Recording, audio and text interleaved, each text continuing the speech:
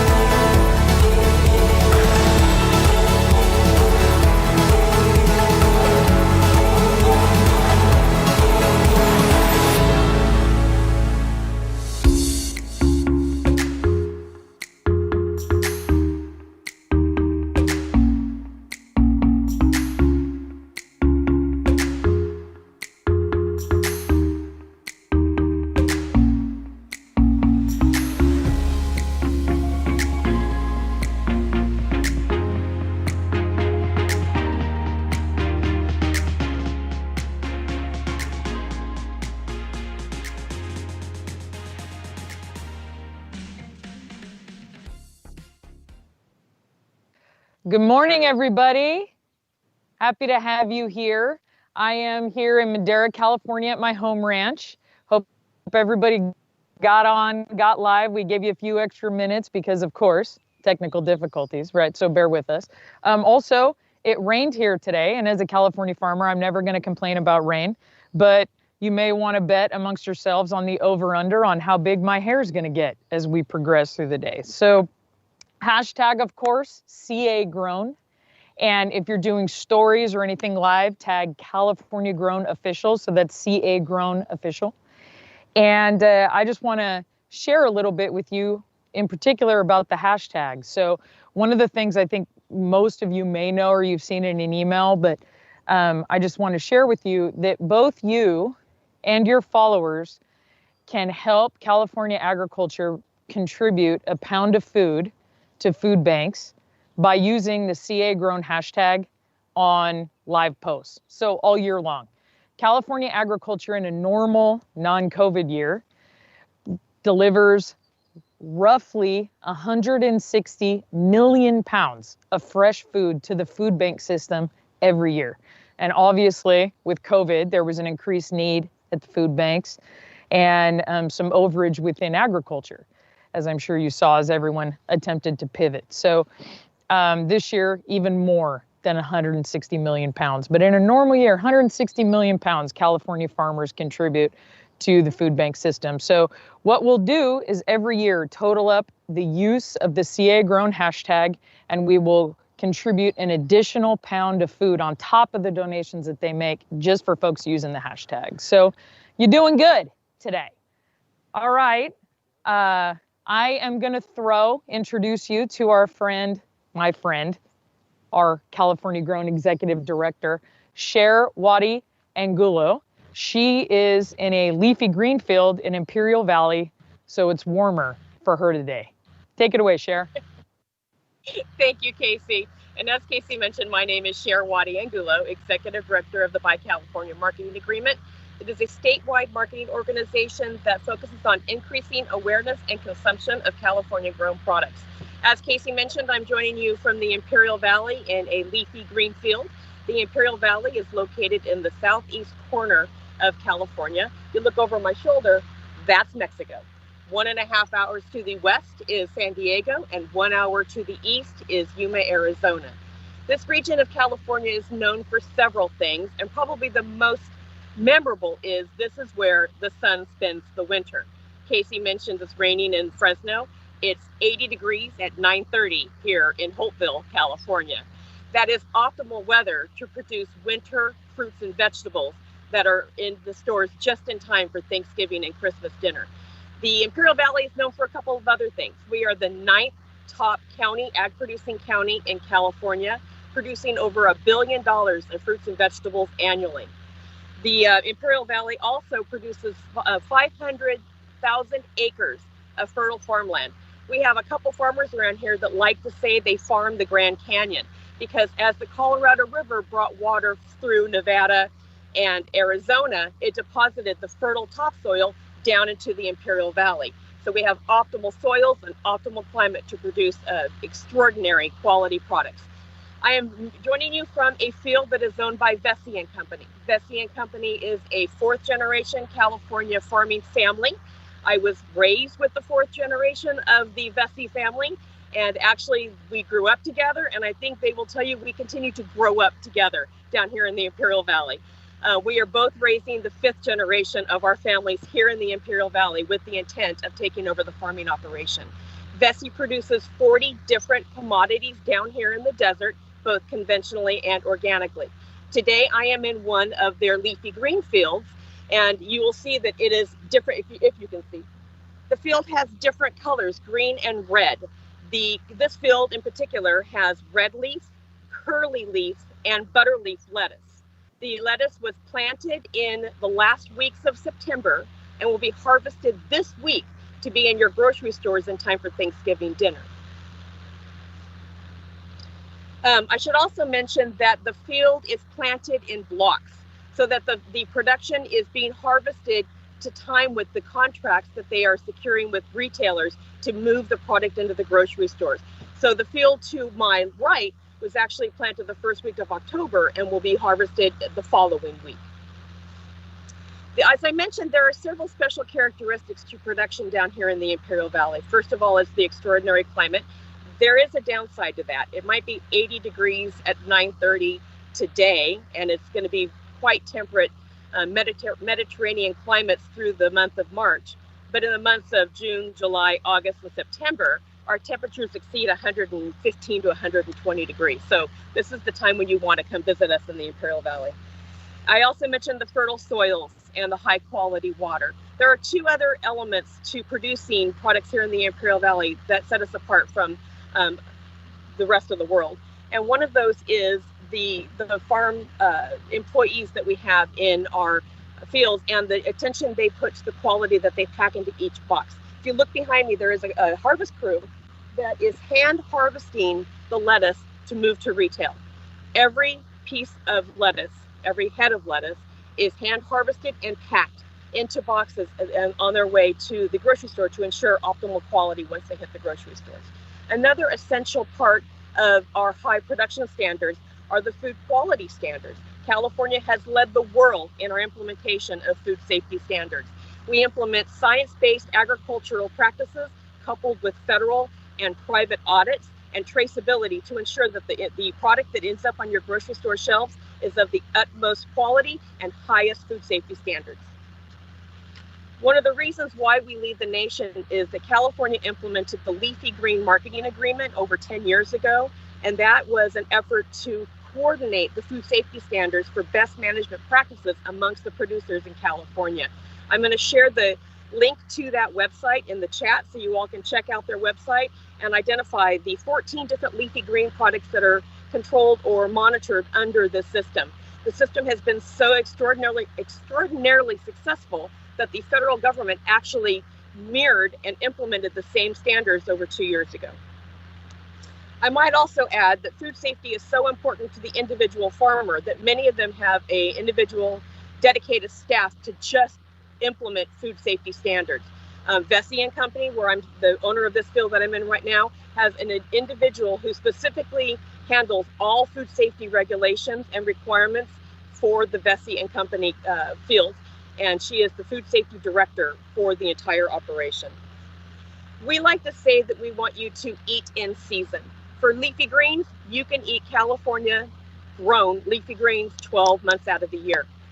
California grows leafy greens out of the Salinas area from April until November. And when they're done, they actually bring their people, their equipment, and everything up here or down here to the Imperial Valley, where we then produce from November to April. The rest of the season is complemented by some production in the Central Valley. So we are producing year round. As a matter of fact, California produces 75% of the nation's leafy greens and lettuce products. 75% comes from the Salinas Valley and 20% comes from the Imperial Valley. I want to close real quickly with a COVID story. When COVID hit, the farmer that owns this field actually had cabbage, lettuce, and several other commodities in the field. He made national news talking about the impact of COVID on his production. He immediately lost half his contracts. So half of his fields were not harvested. Today, we're still feeling the impacts. I was going to be filming across the street from my house. Usually, that entire 160-acre block of land is in spring mix, organic spring mix. None of that is planted this year. So we continue to adjust and do what we can to navigate our way through COVID, but we're still producing a high-quality product that you will definitely find in your grocery store. If you're eating leafy greens in the winter months, it's more than likely coming from here. Casey, thank you very much, everybody, for participating in today's webinar. What time? And Casey, back to you. Thank you. Okay. Hey, guys. Thank you, Cher. We had a couple questions. I saw JJS asked a question about climate change. So the CDFA, which is California Department of Food and Agriculture, many of you have met Secretary Ross with me before. She's our Secretary of Agriculture. So they brought together a consortium of people in agriculture, and we have an ongoing study examining and looking at how to combat and how to assist with all climate challenges. And in California, we're not only dealing with the weather and all its changes, but we're also dealing with availability of water and changing soil conditions and all those types of things. So we in agriculture and all the different regions work together with our CDFA because California is the largest agricultural producer in the nation. In fact, we produce more produce than the next 4 producing states combined. So we're talking about 2/3 of the fruits and nuts and 1/3 of the vegetables, like leafy greens, in addition to the proteins that we produce, like milk and cheese and poultry and eggs and like that. So I understand there's a question too about the hashtag. The hashtag is CA Grown. And yes, California agriculture will contribute an additional pound of food for every use of the hashtag. Many of you saw that October, we celebrated our first Farmer and Farm Worker Month. We intend to continue to do that. So every October, California Grown and our partners like Visit California and hopefully the Restaurant Association next year and a few others have come together to really help people focus on the people who grow and produce our food. Every October, we will calculate the hashtag use from the entire year, and California agriculture will make an additional contribution of food for every hashtag use. So all folks have to do is use the hashtag. And really, why are we doing that? We're doing that because we want to reconnect people with the folks who grow their food. We really want people to begin to think when they vote, when they shop, just begin to think about how this affects food production. How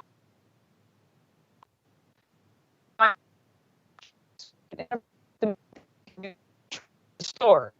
As a farmer, not only someone who works with as a farmer,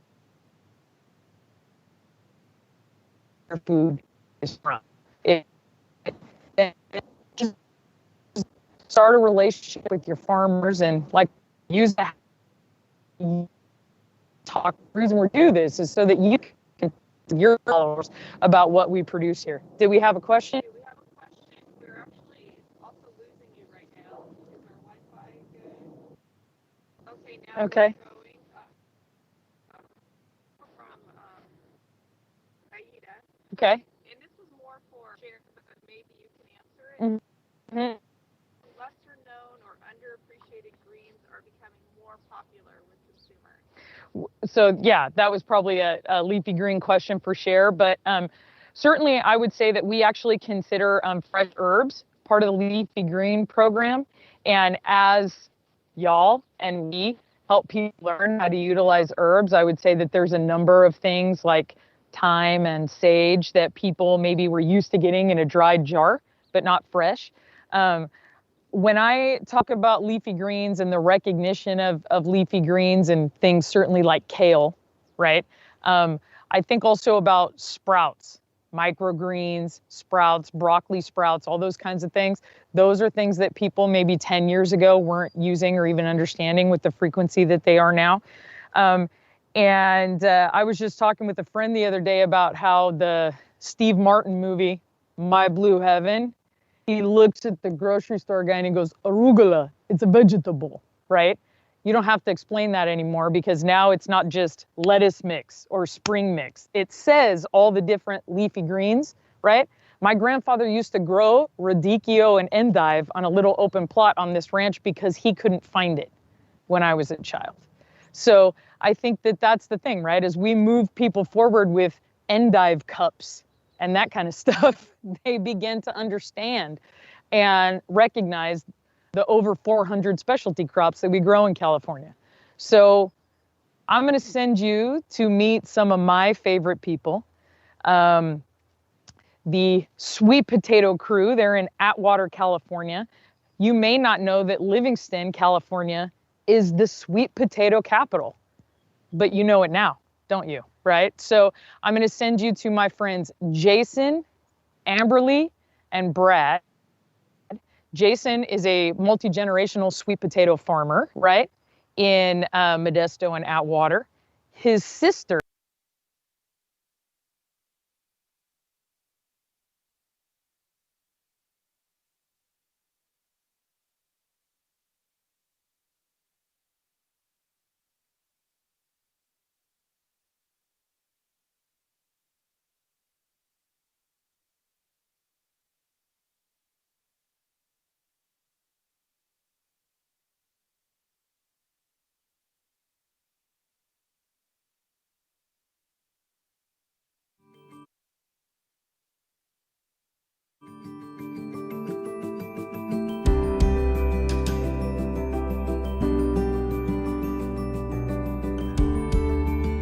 We start with the planting process, which is usually in April or May.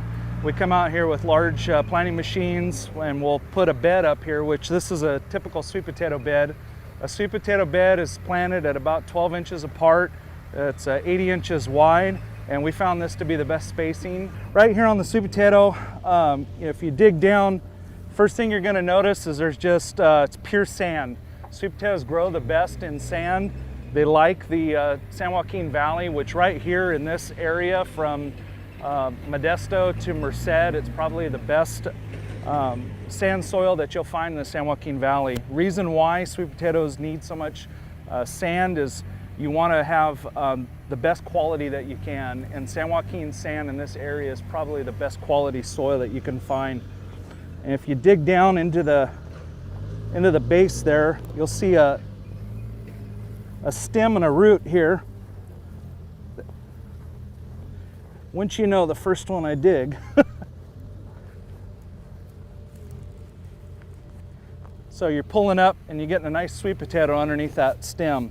So a stem will grow down, and these sweet potatoes, they're not actually what you're used to as potatoes. A sweet potato is actually a swollen root. It's not a tuber.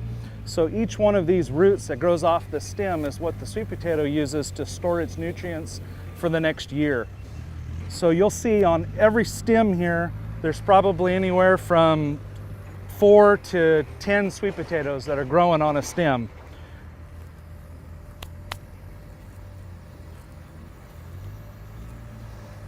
I'll show you a plant here. So this is a sweet potato plant. In the planting season, which is around April and May, we're growing literally thousands of these plants in the greenhouse. We take the plant from UC Davis, which will take a sweet potato plant, clean it up for us. They test it for any viruses or diseases. And after that plant has been cleaned up, they'll send it down to us. We'll put it into our greenhouse and grow it through the winter time. When the springtime comes around, we'll take the plants and we'll cut them and we'll bring them out here to the field, and we call that our transplanting process. So each one of these plants, there's about 13,500 plants that we'll put into 1 acre at a 12-inch spacing on the bed that I was describing to you earlier.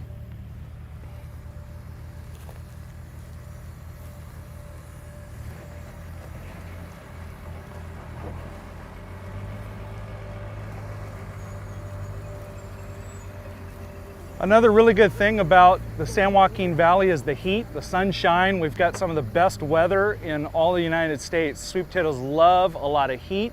They love a lot of sun. They love just the climate that you get here in the San Joaquin Valley. A sweet potato can grow from anywhere 90 days up to about 150 days.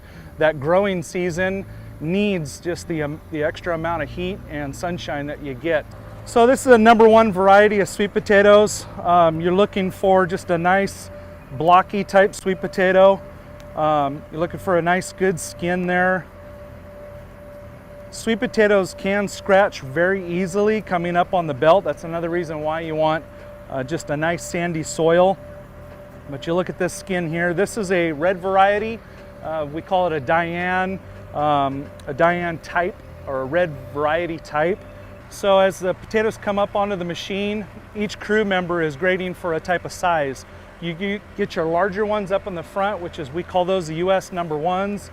You put your mediums in the middle and you put your smaller ones in the back. The mediums and the smaller ones, they make a nice personal sized potato, so a personal baking potato, that usually works out for your best. Your larger jumbos, number ones, those are great for if you're going to serve, a large dish. If you're cooking up for, something that takes several pounds of sweet potatoes, you want to use your bigger one. It's a little more cost effective. What's nice about this variety is on the inside you get a nice orange color, deep orange, which is what we're looking for. You start to see some of the milk that comes through on the sweet potato. Again, that's all adding to the taste and the flavor. That rich, dark orange color, that's your beta carotene. The sweet potato is high in nutrients, and that beta carotene color comes out in this one. It's also one of the sweetest varieties that we have. Diane variety, these red varieties, you'll see them in sweet potato fries. They're also a great baker. You can slice them up, put a little butter and a little olive oil on it, and cook it up. Usually it tastes really good. And then the smaller size sweet potatoes back here, these are packed for a mini grade, which is kind of a new thing in sweet potatoes. You're seeing maybe in your restaurants with a steak or filet mignon or something, you're having a mini size sweet potato. It's kind of a nice delicatessen thing. You missed this probably about a week or so. These beds right here were just covered in lush green plants. What we do is we go through and we mow that down, usually about a week or 2 weeks in front of the harvesting time. What that does is it helps that potato cure underground. You want to have that vine and those roots as dry as you possibly can when they're coming up.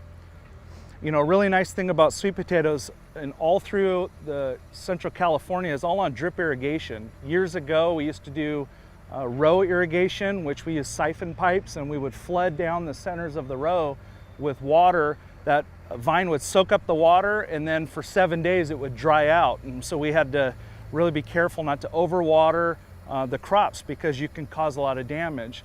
But with water scarcity, with the drought, the sweet potato industry has turned all the way over to drip irrigation now. So each one of these beds are set up with one drip tape tube right down the middle, and that gives us the ability to put the right nutrients on the potato, to put the right amount of water. You're not overwatering, you're not underwatering. And as you can see in the sand here, you can underwater, which can be an issue. So the drip irrigation really has helped the sweet potato industry quite a bit, save water, but put the right amount of nutrients on and not waste nutrients. So sweet potatoes can, they use a lot of water, they use a lot of nutrients, and so by flood irrigating or siphon irrigating, you can actually put, you can over fertilize. And so with drip, you're actually putting on exactly what you need. So this is the Bellevue variety of sweet potato. It's under the kind of the orange class. There's several different types of orange sweet potatoes. This is the Bellevue one. What you see on that stem right there is a nice yield of sweet potatoes. It's kind of the personal size that you're looking for. That's a US #1 size right there. This orange type sweet potato is the most common in the US. If you snap it off and look, it's got a nice orange color on the inside. It's good, strong, sturdy sweet potato, good skin on there. That's a nice baking size sweet potato right there. In California, we grow about 22 to 23,000 acres of sweet potatoes. Most of that, probably 90% of that 22,000 is grown right here in the Livingston, Merced County area. And the varieties that grow the best here are the orange and the red varieties, which is what we have in this field right here. The orange and red varieties are the ones that are orange on the inside, that baking variety. Different parts of the San Joaquin Valley, the soil does change slightly. You get sandy loam. The Atwater loamy sand is pretty well known for some of the varieties of sweet potatoes. And you can find all that right here again in the San Joaquin Valley. So we like to use fields that have good access to the mountain runoff water. We call that surface water. So we're within a very good irrigation district. We don't just use well water. In fact, sweet potatoes prefer the mountain spring runoff water. So we try to find areas that have a good access of the surface water, which this is probably some of the best water in California. It comes all off the Sierra Nevadas. The Sierra Nevada water just really, it's probably some of the best quality water in the world. So we're very fortunate, and the San Joaquin Valley is known for growing just about any type of produce, and I think a lot of that has to do with not only the climate with the heat and the sunshine, but also the good quality of water.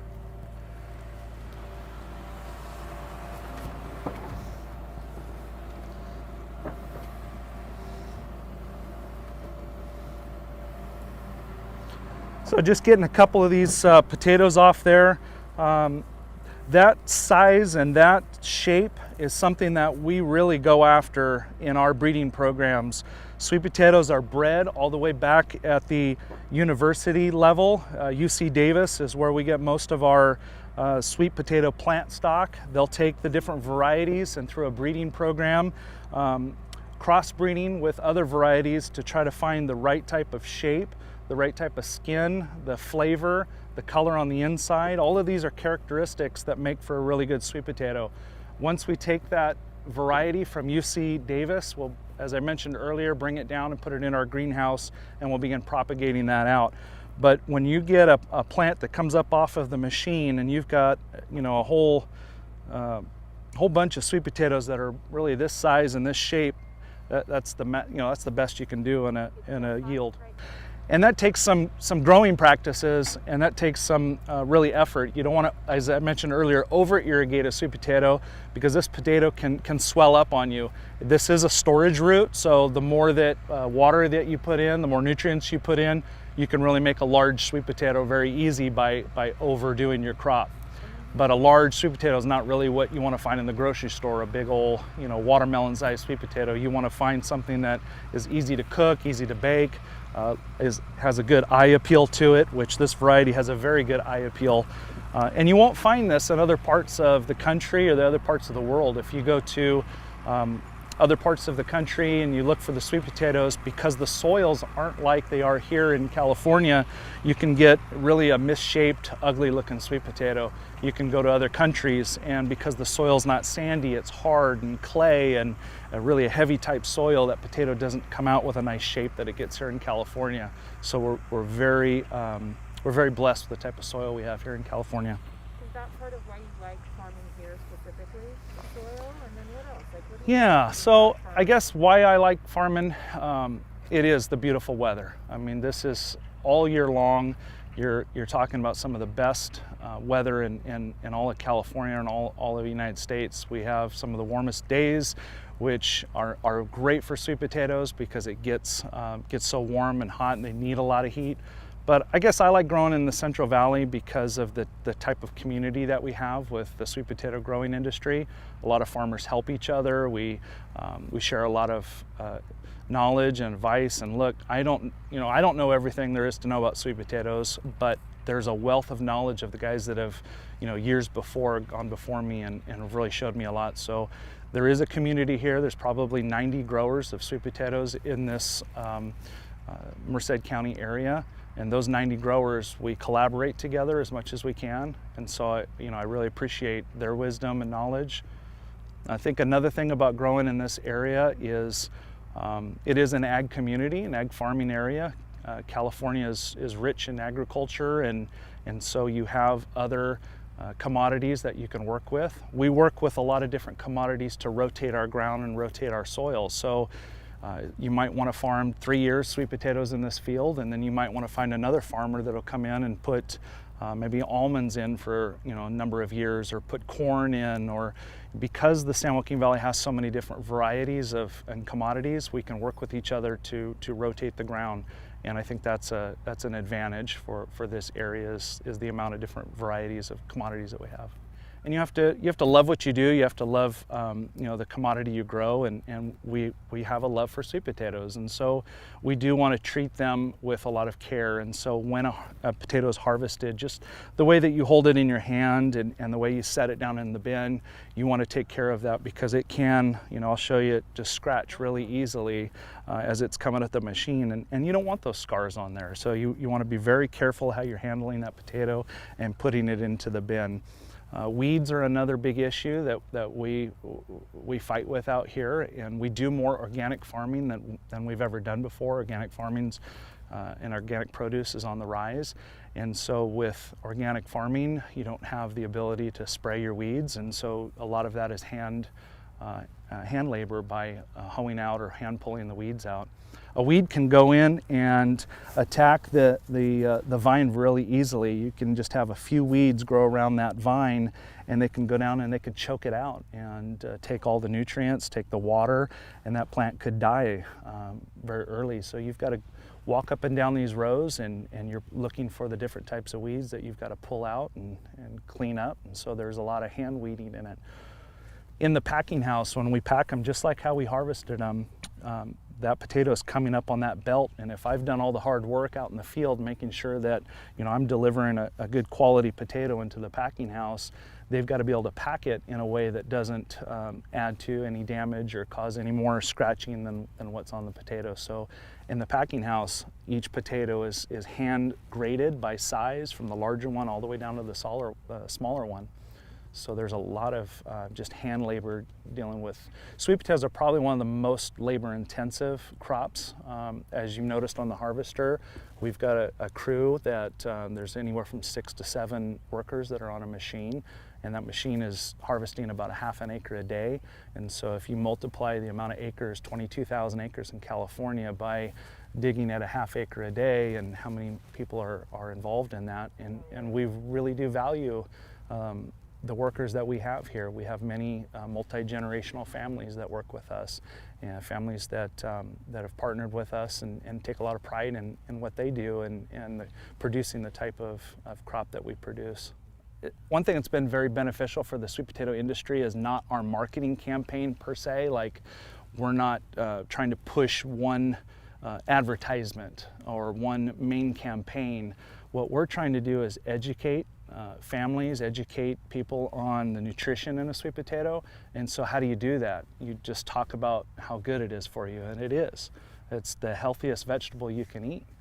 I don't know if you're familiar with the Center for Science in Washington, D.C. They came out and listed the top 10 vegetables, and they rated sweet potato as the #1 vegetable because of the vitamins and minerals and fiber and calcium, everything that you can find inside that sweet potato.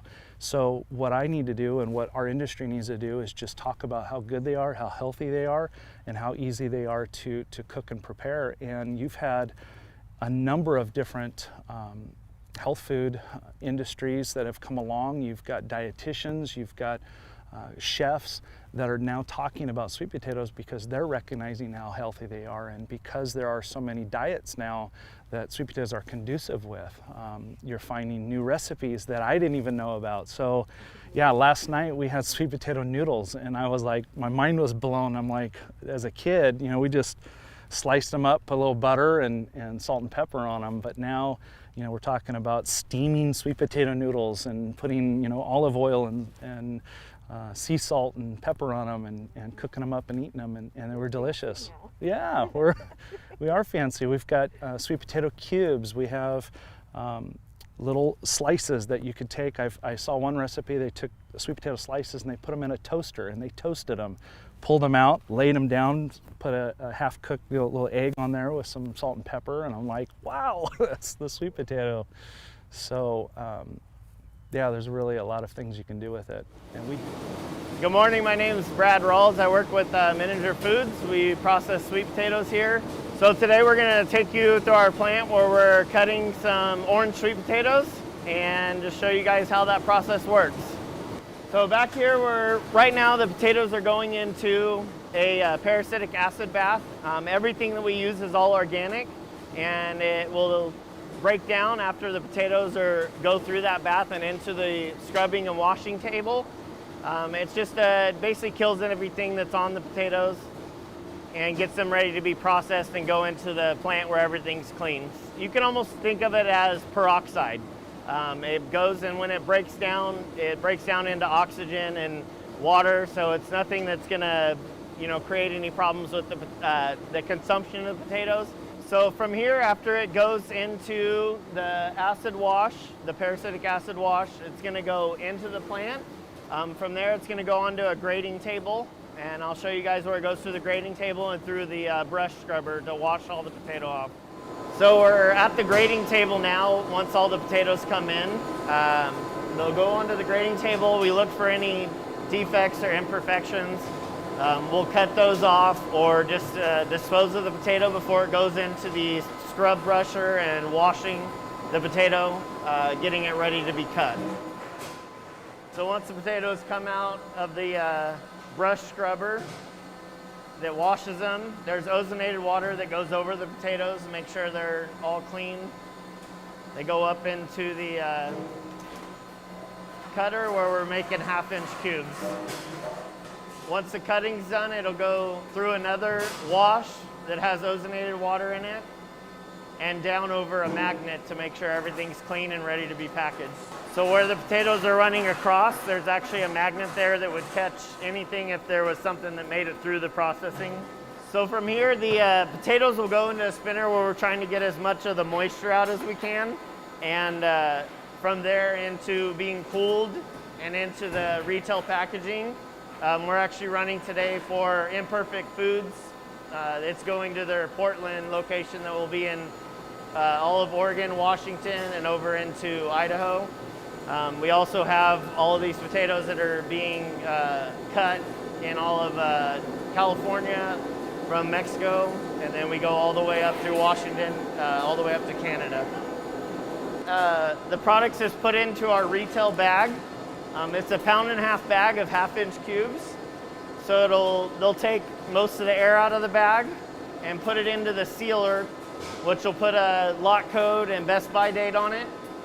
Once it goes through the sealer, it'll go into cases of 25 bags. Everything that we are cutting today is 1/2-inch cubes, and it can be used in an assortment of different dishes. As far as you could just put it in a frying pan with some olive oil and garlic, onion, garlic salt, anything like that. You could also put it on a baking sheet, and from there, it can be used in a lot of different ways with a stir fry or as many ways as you could imagine.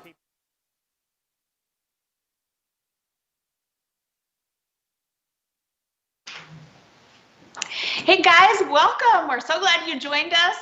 This is my brother Jason. You just got to see him doing his video on the farm. I'm Amberly Rawls, and we're so excited to talk to you guys about sweet potatoes. So thank you. We are third generational farmers. Jay and I have a lot of memories of growing up Saturday mornings in our dad's truck, driving out to the fields. What are some memories that you have of Dad in the field? Being a family, you get to see people at home and at work, and that's kind of a different transition. But, Dad would walk around with the cutoff jeans and ankle socks and tennies. That's how we farm in California. The white Costco tennies too, not just any tennies. They had to be white Costco tennies. Yeah, and I remember going out in the fields with him and him digging up some fresh sweet potato, and he would always pop that sweet potato in half and take a bite out of that raw sweet potato. Do you remember that? Yeah, most people don't know that you can actually eat a raw sweet potato. So you just, dust it off a little bit, maybe wash it first, right? But I still can't do it. I don't know how he did. That's how you know the difference between a real farmer and a city boy. But yeah, that was our dad. We were always out on the farm with him, hoeing weeds. He'd always give us jobs hoeing weeds. I got 50 cents. This cat, I found out, got $3.50 a row, which is way more than me. So that's right. Dad, we're coming after you. But now we're making something great out of sweet potatoes, and that family history has really poured into our lives, and that's one of the things that we appreciate about being able to grow sweet potatoes, because it is a family dynamic and multi-generational. Grandpa farming sweet potatoes in the San Joaquin Valley back in the 50s. So all of that history, all of that family dynamic just makes growing sweet potatoes that much more exciting. Yeah, no, absolutely. And farming has just been in our blood for a long time, from sweet potatoes to onions to carrots, from California to Colorado, back to California. Dad's seen it all. And that kind of gave him, different ideas of what to do with sweet potatoes. Besides, growing them, the idea came to actually start processing them. Yeah, so in 2015, you'd have to see our dad. He has this like slow country kind of tone to him. And he came to us in 2015. He's like, honey, I have an idea. That's my He does talk like that, huh? A little bit. He does. He's like, honey, I have an idea. And he wanted to make sweet potatoes more accessible to everybody. I'll get sweet potatoes, but as you know, they are stinking hard to cut. Those suckers are thick. And, you could about break your arm trying to cut through one of them. So he had this idea. You would. He had this idea of opening a processing plant where we could cube sweet potatoes. We have 1-inch cubes that go out. We have 3/4 cubes that come out. We've done slabs. We've done sweet potato shreds, hash browns. We're kind of like the Bubba Gumps of sweet potato. That's right. We are though, right? We could cube them, we could shred them, whatever you want. There's so many different ways to slice and dice a sweet potato, and that's what really makes it unique. And then there's so many different, recipes that you could put a sweet potato in. Yeah. And some of the different varieties, a lot of people don't know that there are so many different varieties of sweet potato. Yeah, that's true. I'll just kind of tell you, run through the red varieties. We have the orange varieties, the white varieties. The orange is like the classic, right? That's Mama's home cooking right there. It's like the Thanksgiving classic is that orange sweet potato casserole. Sweet potato casseroles right out of the oven, a little bit of marshmallows and brown sugar. But those varieties, there's so many different, people ask me all the time, like, hey, I don't like sweet potatoes. And I say, hey, what have you tried? Right. So those 4 different varieties, a lot of people say, okay, well, what's the difference between a sweet potato and a yam? Oh, it's a classic question. It's like the number one thing. You want to know. I get asked all the time. And, difference is everything here grown in the United States and available on the store shelves is a sweet potato. Okay. The yam, what really it is Central America and South America. There is a type of yam that is grown. It's really not that good to eat. It kind of tastes like cardboard. They're purple and dark on the outside. They're a little bit orange on the inside. So in the early, 1800s, when immigrants were coming to America and they went to the store shelves and they started seeing the darker varieties of sweet potato, they would call them Miami, because that was traditionally the term that was used in Central and South America. So that's how we got the word yam? That's where yams came from. So in the store shelf, they just continued to market them like that. Great marketing thing. Yeah. Yams, sweet potatoes. So all of your lighter color ones we called sweet potatoes, and all the dark ones we called yams, but they're all the same. Oh, wow, that's great. Yes. We have a question from the influencers. Is the Diane variety similar to a garnet yam? It is. So the similarities are the orange on the inside. The old garnet, I loved growing it. You could take the garnet variety and it would start to get like a sugary, black sugary on the outside when you baked it. The Diane has a similar characteristic of that. It's just a little lighter skin. So good question. Impressive. So those are you talked about the difference between sweet potato and yam, and then the orange flesh. What about the white flesh? What is that? Yeah, so the white flesh, we, typically you'll see that in a lot of different soups. Amberly's going to talk about, a variety that she was able to put into there, which is called the bonita. And those are typically in stir fries. They're in soups. They take on different flavors. They're not as powerful and as sweet as the orange flesh varieties. Really any recipe that you have that requires a russet potato, a classic white potato, you can substitute a white sweet potato for it. It'll be a little bit more sweet, but the nutritional value is through the roof, so much better. And really, we do it a lot with our kids and they don't notice. Yeah. And speaking of kids, a lot of families, they start their kids off on, the baby foods, and you go to the baby food section and boom, there's sweet potatoes right there. So it really is from, a young age. If you can just keep that tradition going all the way up, your kids are having really the most nutritious vegetable in a sweet potato. And I think what's important is you need to introduce them to the different kinds and different recipes. So yeah, another question. Is there a nutritional difference between the smaller and larger sweet potatoes? Yeah, the nutritional is really there isn't a big difference in the smaller to the larger sweet potato. Just more of it. Yeah, you get more of the only difference in the larger one. There's more water content in there. So that jumbo sweet potato really is what's happened is it's growing on the vine. It's just taking more of the water out of there and it's swelling up. So a sweet potato is a swollen root. That's all it is. So it just has more water content in there.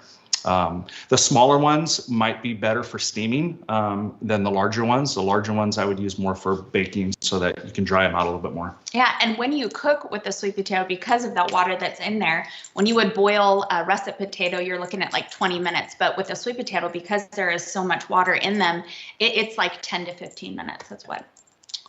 Yeah, so that is good. What about the purple? Let me tell you about the purple.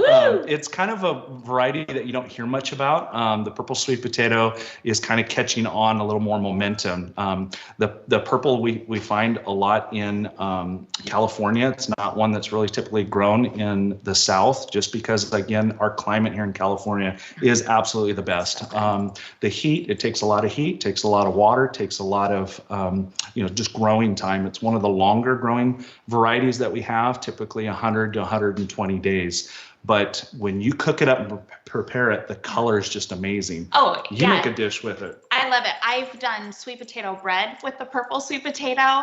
I've done sweet potato pie with the purple sweet potato. It's the sweetest that I think of all the different varieties. I absolutely love it. And it's so fun too for kids. I mean, even for Halloween, to cut up some purple with some white and let that be a little blend, a little spooky blend together. But there's so many options that you can do with the purple sweet potato. The different color varieties, we're made to eat color. I mean, really, you think about it. We see colors and we need to eat colors. And you look at the sweet potato, the many different colors you have.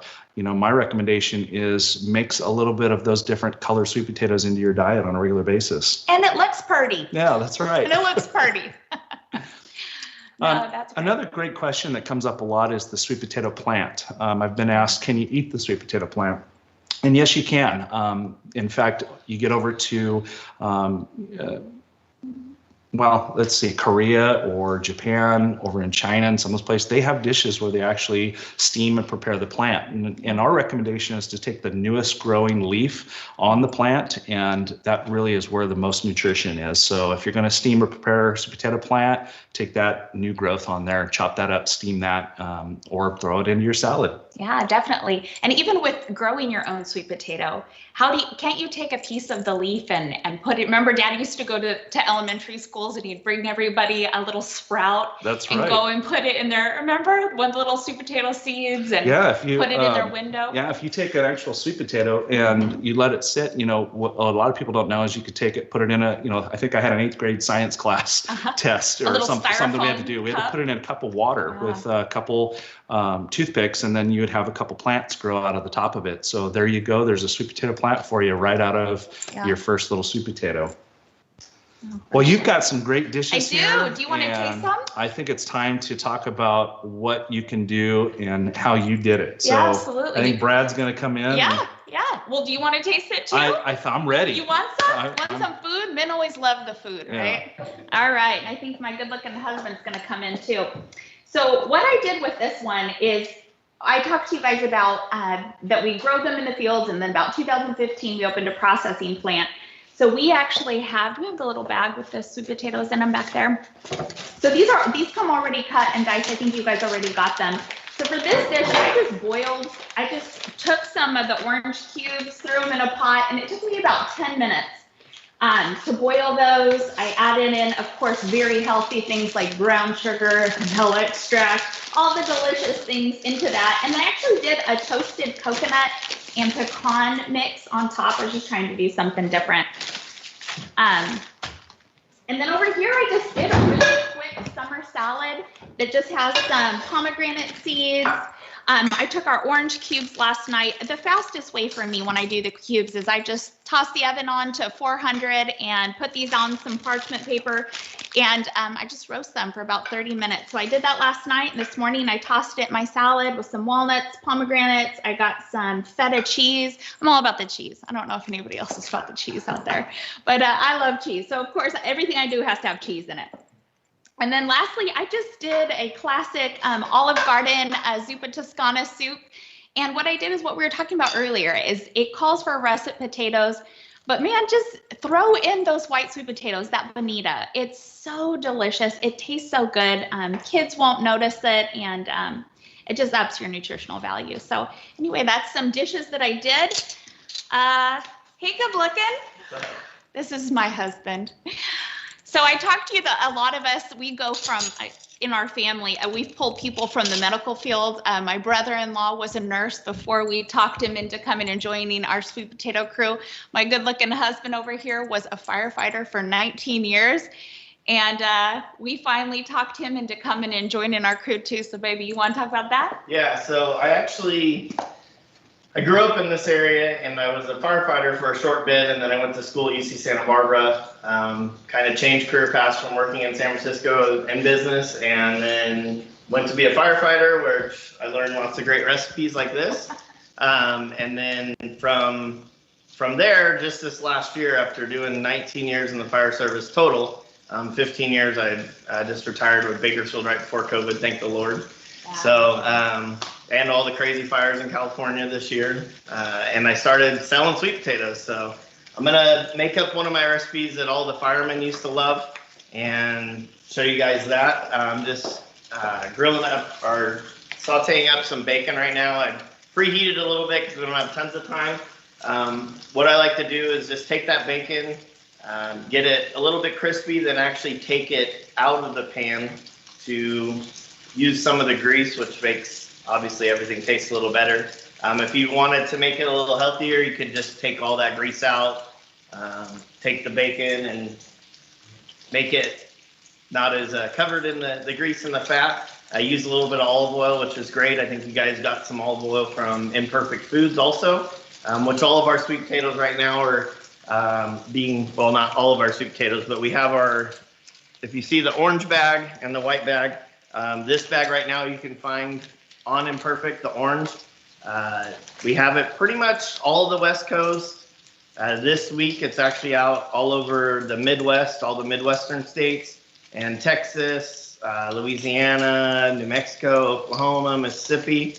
And we're hoping in the next couple of weeks, I know we have one lady from Maryland, so hopefully in the next couple of weeks we'll be out that way, all the way from North Carolina up into the New England area, up to Massachusetts. So I know we have some people in Oregon and California. We're mostly in Southern California. It is in Northern and Central California also. It can be a little bit hit or miss, but pretty much in Portland and Portland, Oregon. Everything gets shipped out of Portland, but it's available in Washington, all the way into Western Idaho. Unfortunately, I know there's somebody in Colorado. We're not in Colorado. And I think someone else in Georgia, a couple other places we're not, but any of your people that are in those areas, they could find us through Imperfect Foods. And hopefully in the future too, we're even talking about doing some of the white sweet potatoes and also doing, maybe even do something with the purple sweet potatoes, which not a lot of people have access to. Brad, we've got a question about what's done with the food waste from the cleaning and food processing. So with most of the food waste, we take the bulk of it, the stuff that is, actually substantial, and we'll actually load it back in. We put everything in big bins or like totes.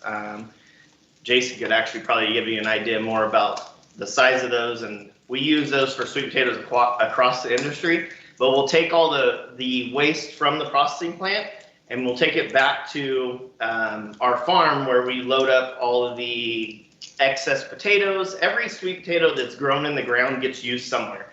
So we'll actually take that and use it for dog food or other things that some people feed it to different animals and stuff like that. So we really actually limit the waste quite a bit with taking that excess from our plant.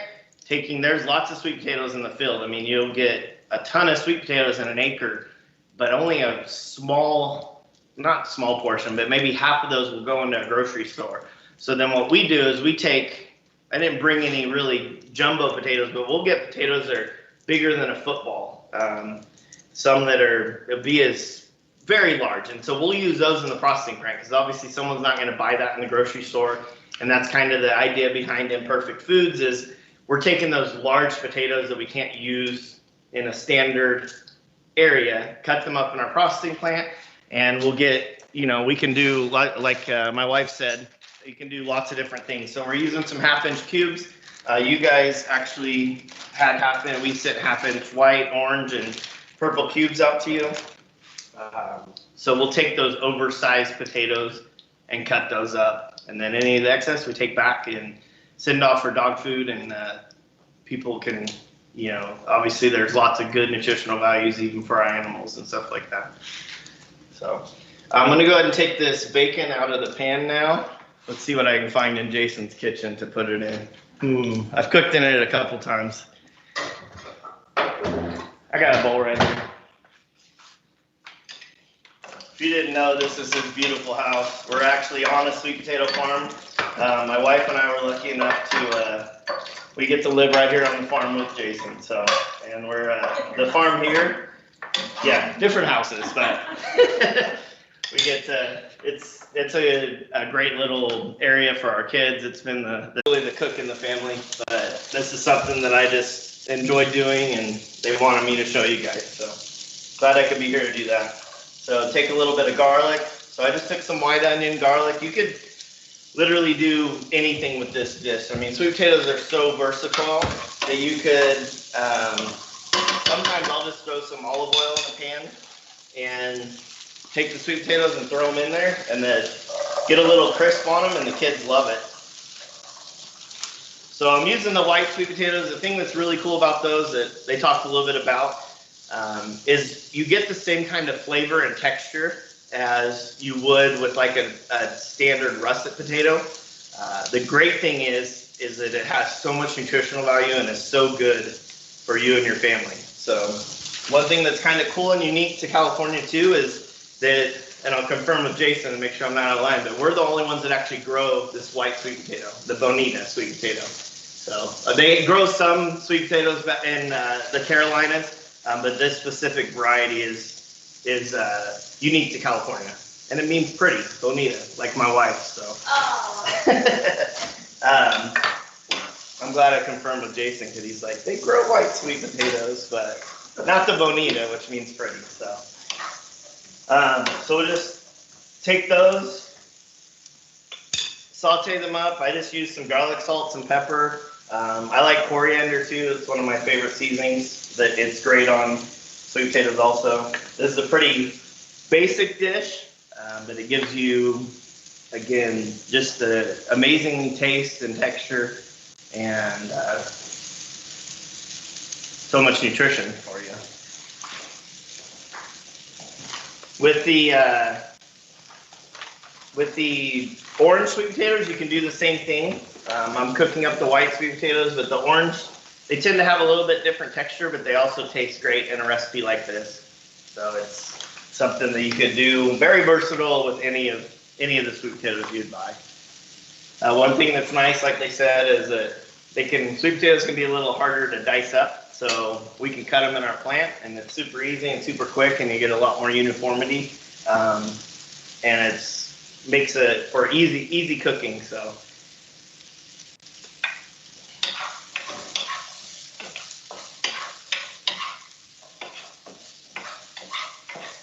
I'm going. All right. Is it true that romance happens in the kitchen, right? It starts in the kitchen, isn't that what they say? I think so. I think so.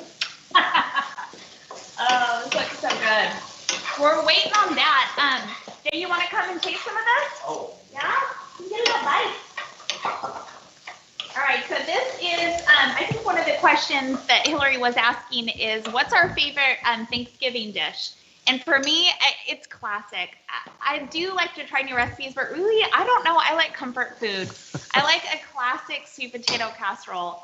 And that's what this one is, but with a little bit of toasted coconut and some pecans. You want to give it a try, Uncle Jay? Let's give it a shot. Here it Give is. it a try. How was that? That's really good. You know, with the coconuts and a little bit of the pecans, you have that crunch kind of with it. Smooth, creamy texture. I mean, I sound like a foodie, right? You are a foodie. You gotta be a foodie. You're a foodie, Jay. Foodies love sweet potatoes, right? Really All right, true. that was delicious. You know what? The coconut is really different. I like love, that. Yeah. You know what? I actually got this recipe from our pastor's wife, Naomi Sarmiento, but she actually shared that with me. I love that. That was so good. Okay.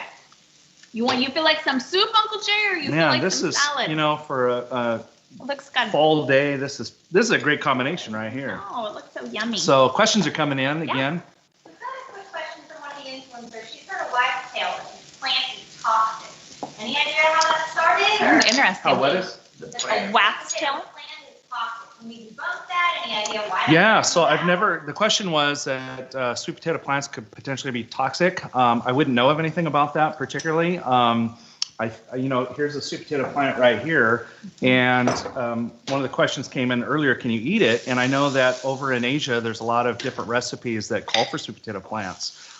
So I think, the most important thing you want to do is try to eat one of the new, there's newer growth towards the top of the plant. So the leaves out of the new growth is probably the best part of the sweet potato plant that you can eat. And so, yeah, I have eaten sweet potato plants, and I think they're great when you toss them into a salad or something. Yeah, but I've never heard. I haven't heard that. Haven't heard that one. Something new.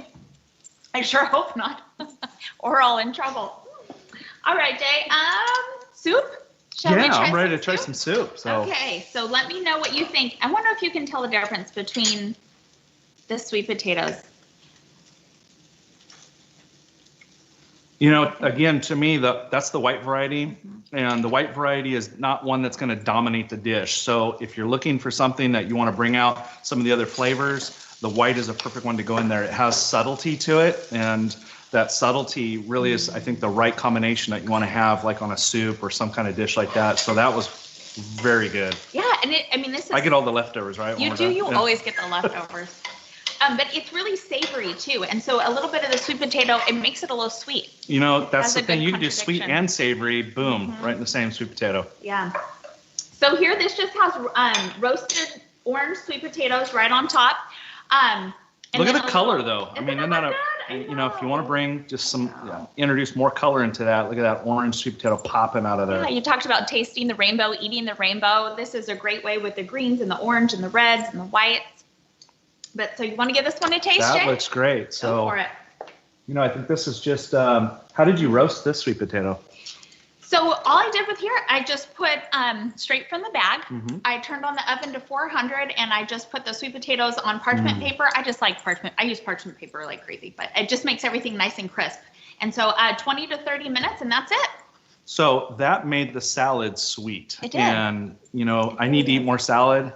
That's the best way to do it. Make my salad sweet, and I'll eat it. So, because sweet potatoes can be eaten cold or hot.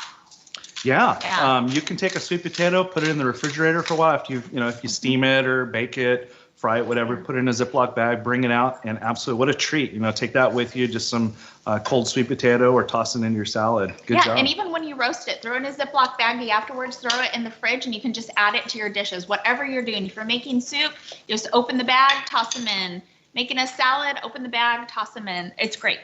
And you know what? On top of that, I'm really interested to see what you guys all come up with. Me too. All of you influence out there, if you got some creative ideas, love to kind of hear feedback, especially as a grower. I want to know which varieties and what are being done, what's done that's creative with that different variety. So we'd love the feedback. We would love the feedback. Well, how's it coming back here? Good. So I got the sweet potatoes are starting to brown up. It looks so good. So you can see them a little bit. I like to get them a little bit brown. You can see the onion is caramelized a little bit, and the garlic, which just gives it tons of flavor. I added a little bit of black pepper on. We love garlic salt. We love garlic in general. So we get lots of garlic in California, and we love it. So we use it as, probably makes us smell a little bit, but that's all right. So after you get a nice little color to the potato, you can go ahead and add the bacon in. I use lots of bacon just because it's yummy. So, and then just kind of make sure the bacon's heated back up. Make sure the potatoes are good texture.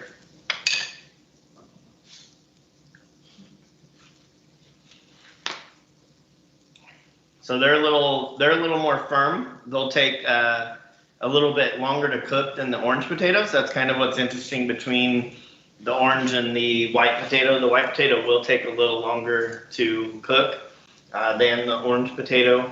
And I like the orange potatoes if you cook them to the right doneness, but also if you get them on some high heat and get a little bit of crispness to the orange potato. I like how it makes them taste. So I don't know why my wife didn't offer me any food. Oh, I did it. Yeah. Do I have to use Jason's spoon or do I get a new one? You get a new spoon.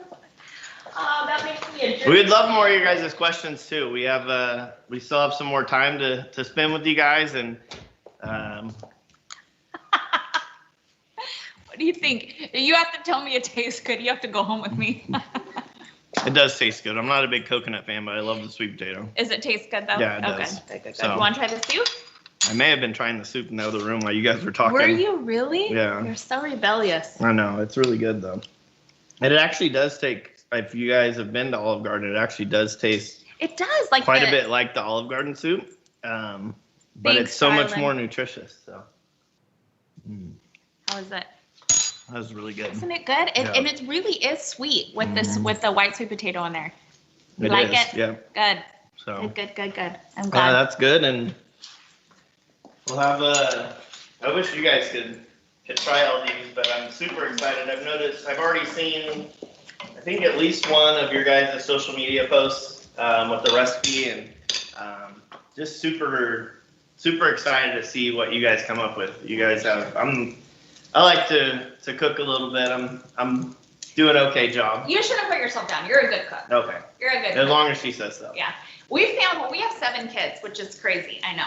But we do. We have 7 kids. And one thing for us is we like our kids to try a lot of things. And one way that we can get them to try different foods is to have them actually help us in the kitchen, which takes a little bit of wine on mother's part to not lose my marbles with 7 children in the kitchen. But so if I have a little vino, and then I have the kids come grab some aprons, but really we found that if we involve them in cooking, they're more likely to try some different recipes, especially sweet potato recipes, any type of vegetables. Getting kids to eat vegetables is not easy. It ain't easy. So having them help us cook does help, which is why the sweet potatoes already pre-cubed is such a good idea, because we don't want kids losing any fingers. Yeah. We don't. We love you, but we don't want them losing any fingers. Yeah, so it just makes it so much more convenient. And a lot of times, I know I've found, as we get more and more busy, I mean, things have slowed down a little bit, obviously, the last 9 months, but as we get more and more busy, we're, pressed for time, and having those cubed up, even throwing a bunch on a baking sheet and let them bake, and then being able to use them the next day, you can just really add a lot of nutrition to the different things you're doing. So one thing that I really love about the purple sweet potato too, which all of you guys got, is kind of a unique thing. It actually has more antioxidants per ounce than a blueberry. So it's kind of cool that you can, from a vegetable, most people think of antioxidants and beta carotene and all of those things. They think of, other things, but you can get those things from a sweet potato. Our white sweet potato, correct me if I'm wrong, it actually has more potassium per ounce than a banana.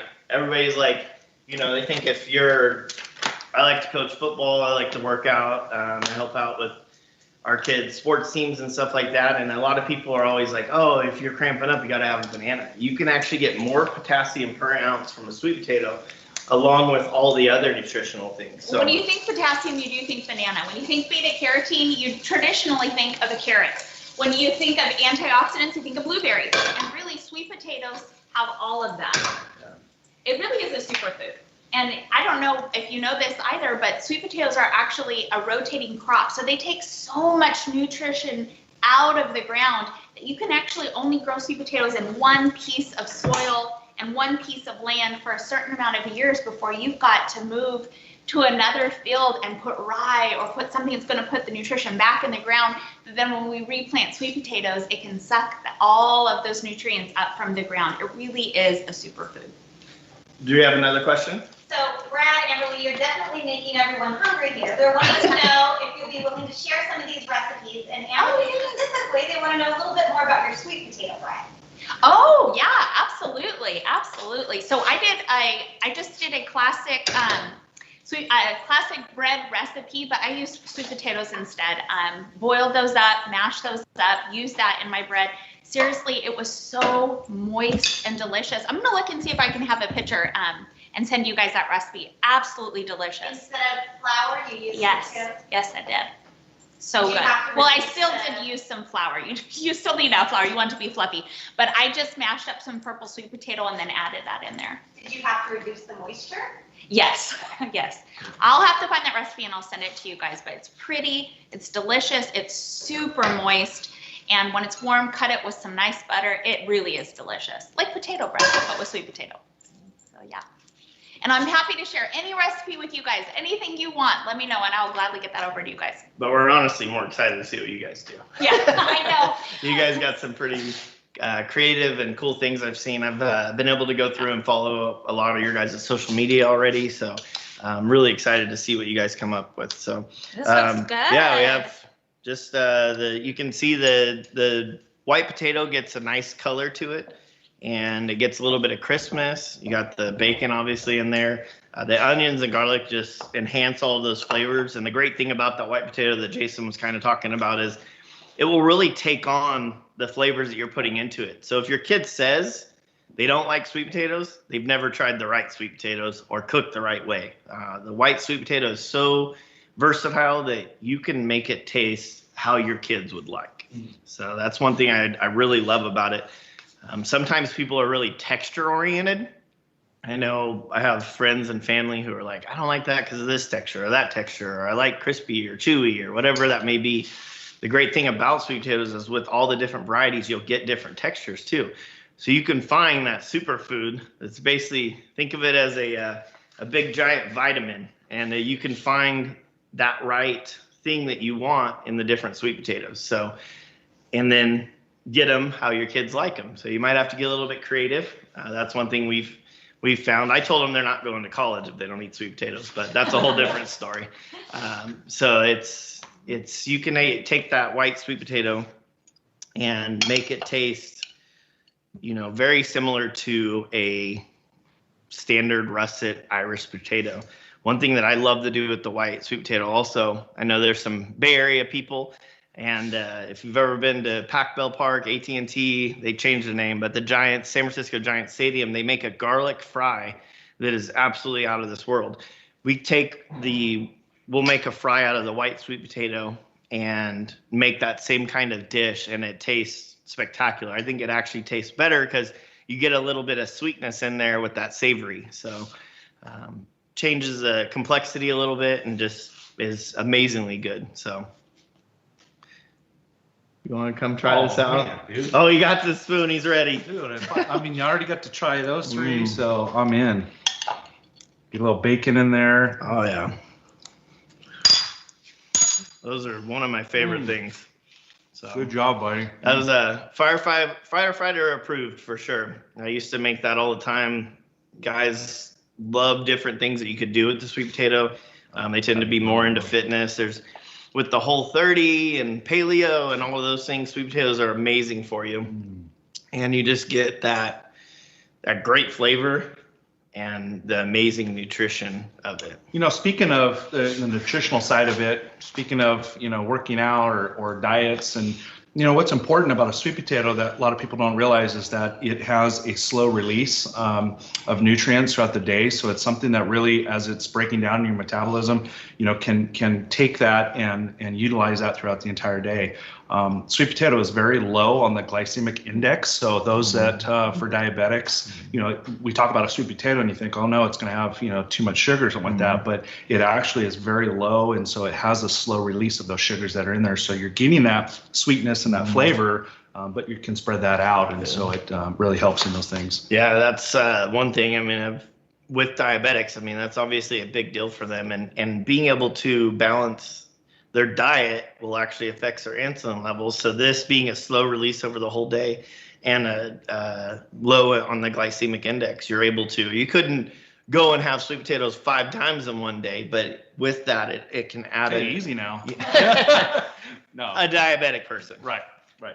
But even working out, or I know a lot of rock climbers, and I watched a program recently on solo. I think the program was called Solo, and it was about a solo rock climber, and he started every day, every hike, with taking some sweet potato in the morning, because he knows that is a sustaining type of food throughout the day. One of our football coaches, we have dairymen who always say eat beef and drink milk. But one of our other football coaches, he didn't even know that I was in the sweet potato industry, and he would tell all the football players, make sure you eat sweet potatoes this weekend. You got to get your nutrients back up and be ready for practice on Monday. So it's kind of ironic. I'm like, I guess I better bring some sweet potatoes out to the football field. So, but it's just such a good food across the board with everything and putting things back in your body. I love that it has potassium in there, and the beta carotene. Everything that it has just replaces all those things that you're burning off. I think there might have been another question. Another question you might have already hit. What percentage of the nation's sweet potatoes are grown in California, and what variety were the purple ones that were sent out to the influencers? Yeah, great question. Talking about the percentage of sweet potatoes, California grows about 23,000 acres of sweet potatoes. And so on an acre basis, we aren't the largest. North Carolina would probably outdo us on acreage, but tonnage per acre, California, because if you saw the video earlier, with our drip irrigation and our wonderful climate, we can actually produce more tonnage per acre than North Carolina. So on a total tonnage basis, it's probably pretty close on that. The different variety breakdown, I think your orange variety is the most popular or the most consumed in the United States. Next in line to that would be your red variety or your garnet variety, just because of the orange inside, and orange sweet potatoes are probably the most popular or most widely used. And coming in third is probably that white variety that's really coming along strong now, and it is produced a lot more.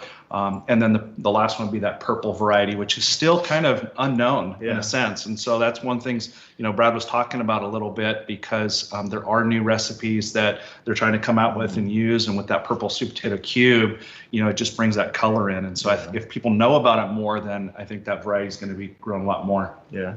I think one thing that's interesting too, we don't want to brag too much, because there's good sweet potatoes that come out of other places other than California. But we get sweet potatoes that just have a little bit more oomph to them. And there's a lot of your canned yams and stuff like that you'll find will come out of those areas where the sweet potatoes are a little different. Most of our potatoes go to, the actual stores and, fresh. Over 90% of California sweet potatoes are for fresh market. So it's a very low percentage for California to find in processing. Great point. Yeah. So we love our California sweet potatoes, and I love that you guys love it too. So. All right. Casey, we're going to toss it back to you. Thank you for having us, everybody. Peace. Yes, thank you. Appreciate Thanks, you guys, everybody. and looking forward to everything you guys do and hearing back from you. Most of you have my email address, so let me know if you have any questions, and we'll definitely be in touch. All right, Case. I'm shocked that nobody asked Brad if he developed those forearms by eating sweet potatoes. That's what Watch out, Casey. that's my first question. So anyway, we're back here at my home ranch. In fact, you may hear the tractor running behind me because they're moving some bins today. I am in the most meta thing I've maybe ever done, introducing a video of myself here at the ranch. So we're going to show you a few of the commodities that we grow here, and then we're going to come back and talk about the San Joaquin Valley. So Casey's video, I guess, take it away.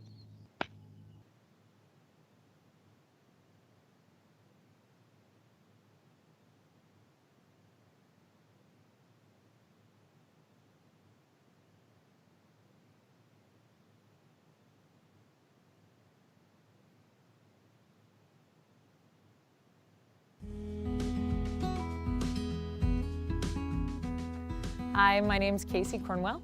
I want to welcome you to my family's home ranch. Here in Madera, California, which is right in the center of the San Joaquin Valley. In fact, it's right in the center of California. We grow 6 commodities here, and so I'm going to share those with you. So this is a pomegranate orchard. This piece has been harvested maybe 2 weeks ago, so you can see that the tree is starting to brown and yellow, and the only remaining fruit on here is fruit that was either too small, not ripe, or it had split, so it wasn't good enough to harvest. This pomegranate is from this orchard.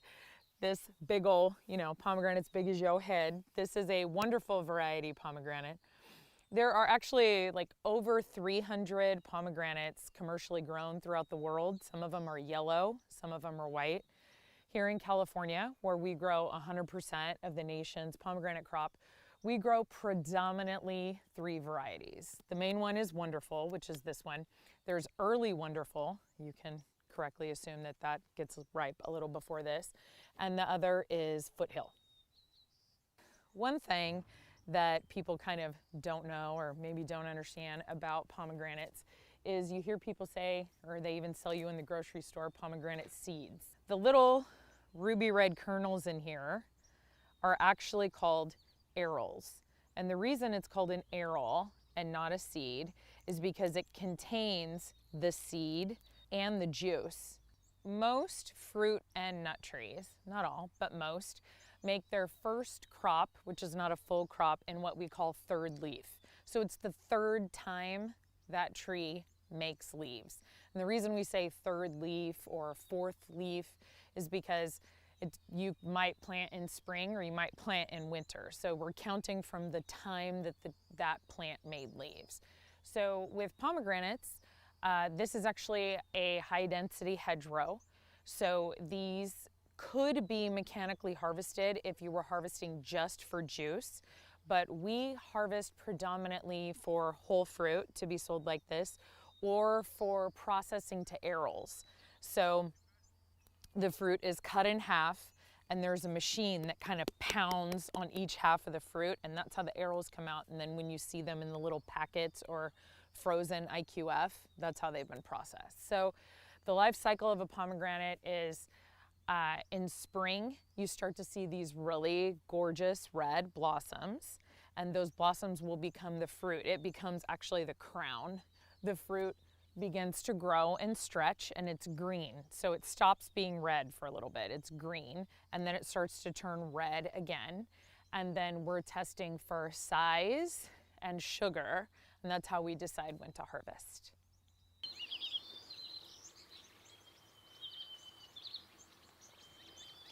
So my family actually grows both kinds of persimmons. This is a fuyu. This is the kind that you could just eat like an apple if you wanted to, or chop up and put in a salad. The ones that are kind of shaped like an acorn are haichia. And so that's the one you want to get like really soft, like almost soupy if you were going to eat it raw. A lot of people will freeze it and eat it like a sorbet or put it in smoothies. That one's also great for baking. So most people who grow persimmons commercially don't grow a whole lot, and that's true for us. But you can see these trees are massive and so pretty loaded with fruit. One thing that farmers always have to worry about is changing tastes.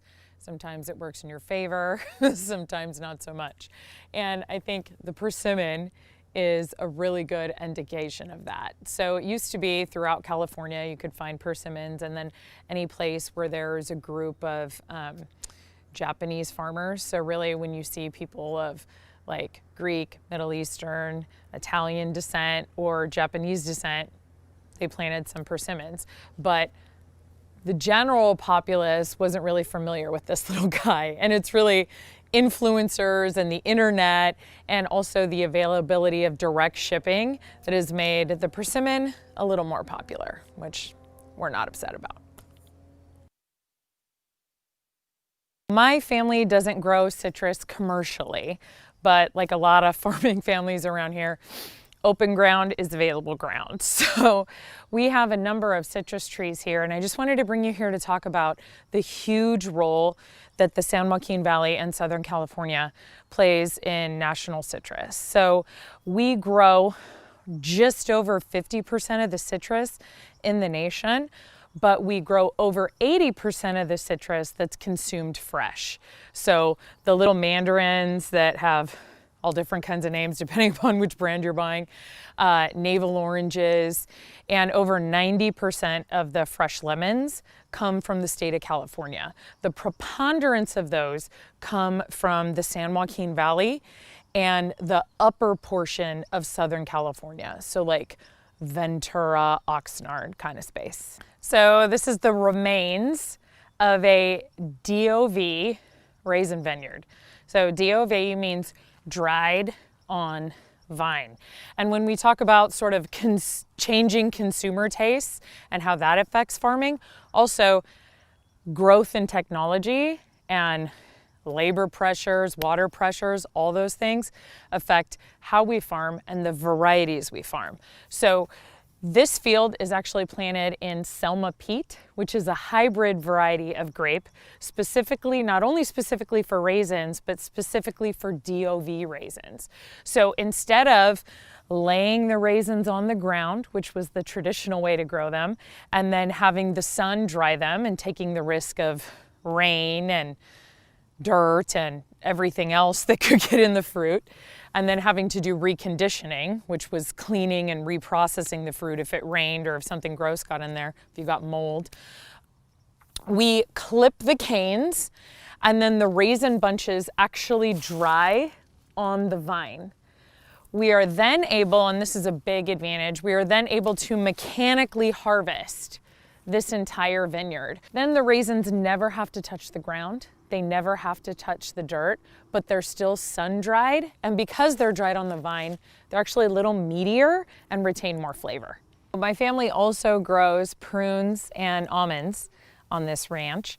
California grows 97-98% of the prunes in the United States, and that's over 40% of the prunes in the world. Almonds, and it depends, you could say almonds. My dad says almonds, and it's because we shake the L out of them when we harvest them. Well, almond joke for yourself. For almonds, California grows 100% of the national crop and 80% of the almonds in the world. So think about Tyrone in Italy, marzipan, macarons in France. All of those things would change if California stopped farming almonds.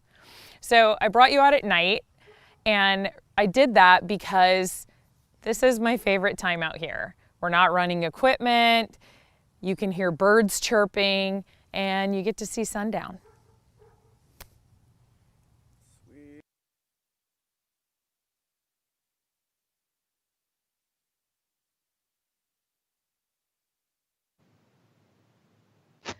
All right, guys, so welcome to my home ranch. I'm actually on the back side of that little citrus grove that you saw in the video. I'm facing some pomegranate trees, and happy to have you here. So as I noted in the video, I think, I'm in Madera, California, which is actually right in the center, lengthwise, not only of the San Joaquin Valley, but of the whole state. So the interesting thing that I think, and I think the thing that maybe gets missed about the San Joaquin Valley, is that this is the most productive agriculture region, not only in the nation, but in the whole world. So that's why when we talked about where we wanted to take y'all next and what we wanted to share, when we talk about the 400 specialty crops that grow in California, 250 of them grow throughout what we call the Central Valley. So that's the San Joaquin Valley, and then the upper part of the Central Valley goes into like the Sacramento area a little bit, like Clarksburg. So I have a few of the commodities that my family grows here. And I just wanted to talk a little bit about the San Joaquin Valley, overall California, but the San Joaquin Valley's role in agriculture for our nation and also for the world. So I have some grapes here. Those of you who've been part of the California Grown program for a while know that California grows 99% of the fresh table grapes in the nation.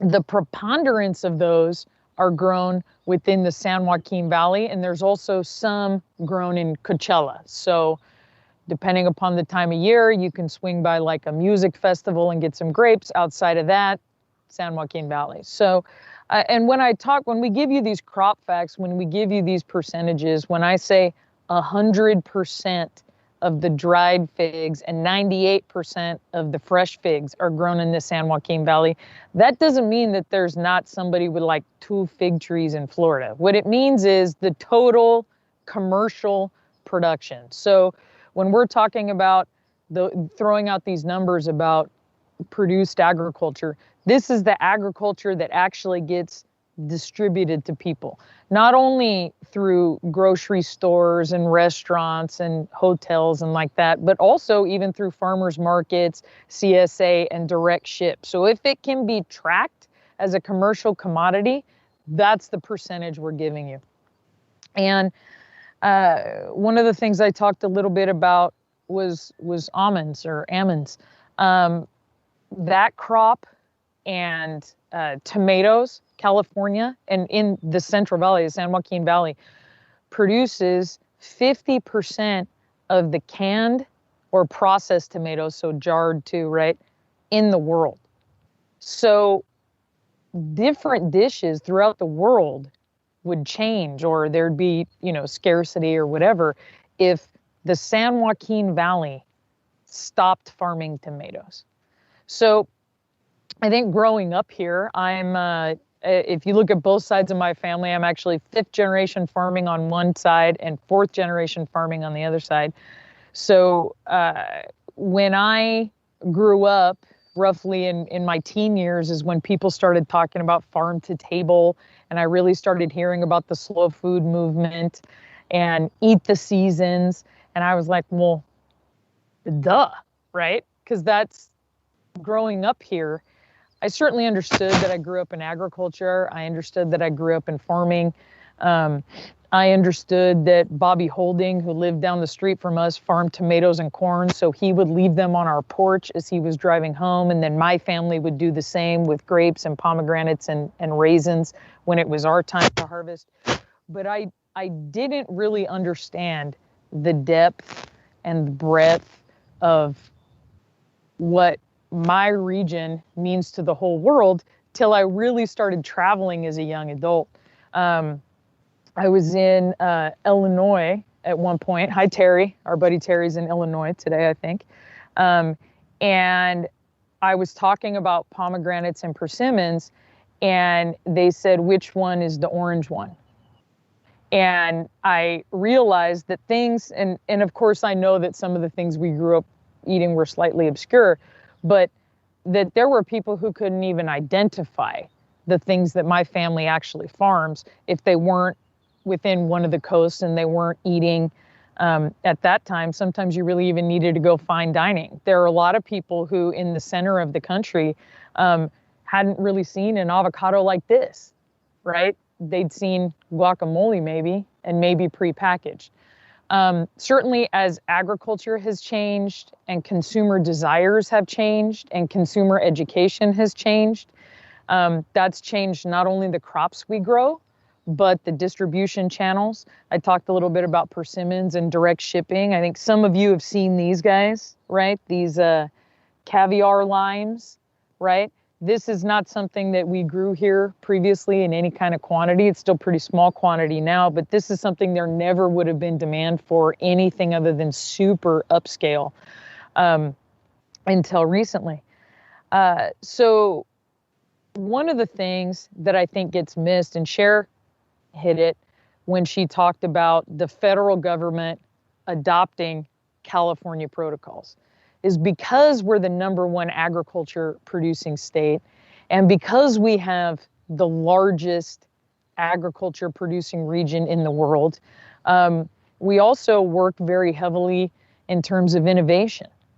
And we work with UC Davis, we work with Cal Poly, we work with Fresno State. A lot of the schools have different small agriculture programs, but those are the three that really do the preponderance of the research studies. So I shipped y'all some DOV raisins, and these are actually raisins that my family farmed. And I hope you tried them. For some of you, you might not have had a raisin since you were a little kid, so you're going to have to go back into your memory banks and recognize that these are plumper, what we would say meatier, than the raisins that you had previously known, most likely in breakfast cereal, right? But part of the reason that we do that, I talked a little bit about DOV and being able to mechanically harvest and like that, is we worked with, we being the industry, worked with Cal Poly because they have a program that researches agriculture varieties and products and helps us utilize science to grow maximum yield and maximum quantity. So there's a group, they're run by UC Davis, of essentially field laboratories throughout the state.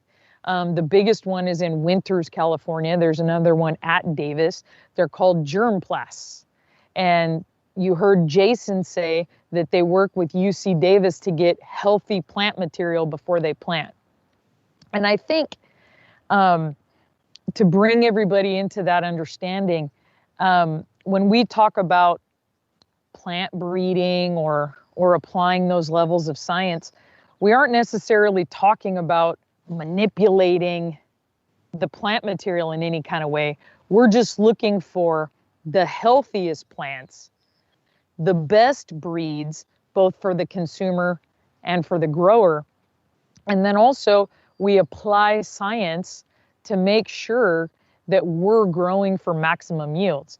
And because California has this network of agriculture research, because we have, 25 million acres of active farmland in this state. So that's larger than lots of states. It's larger than some countries.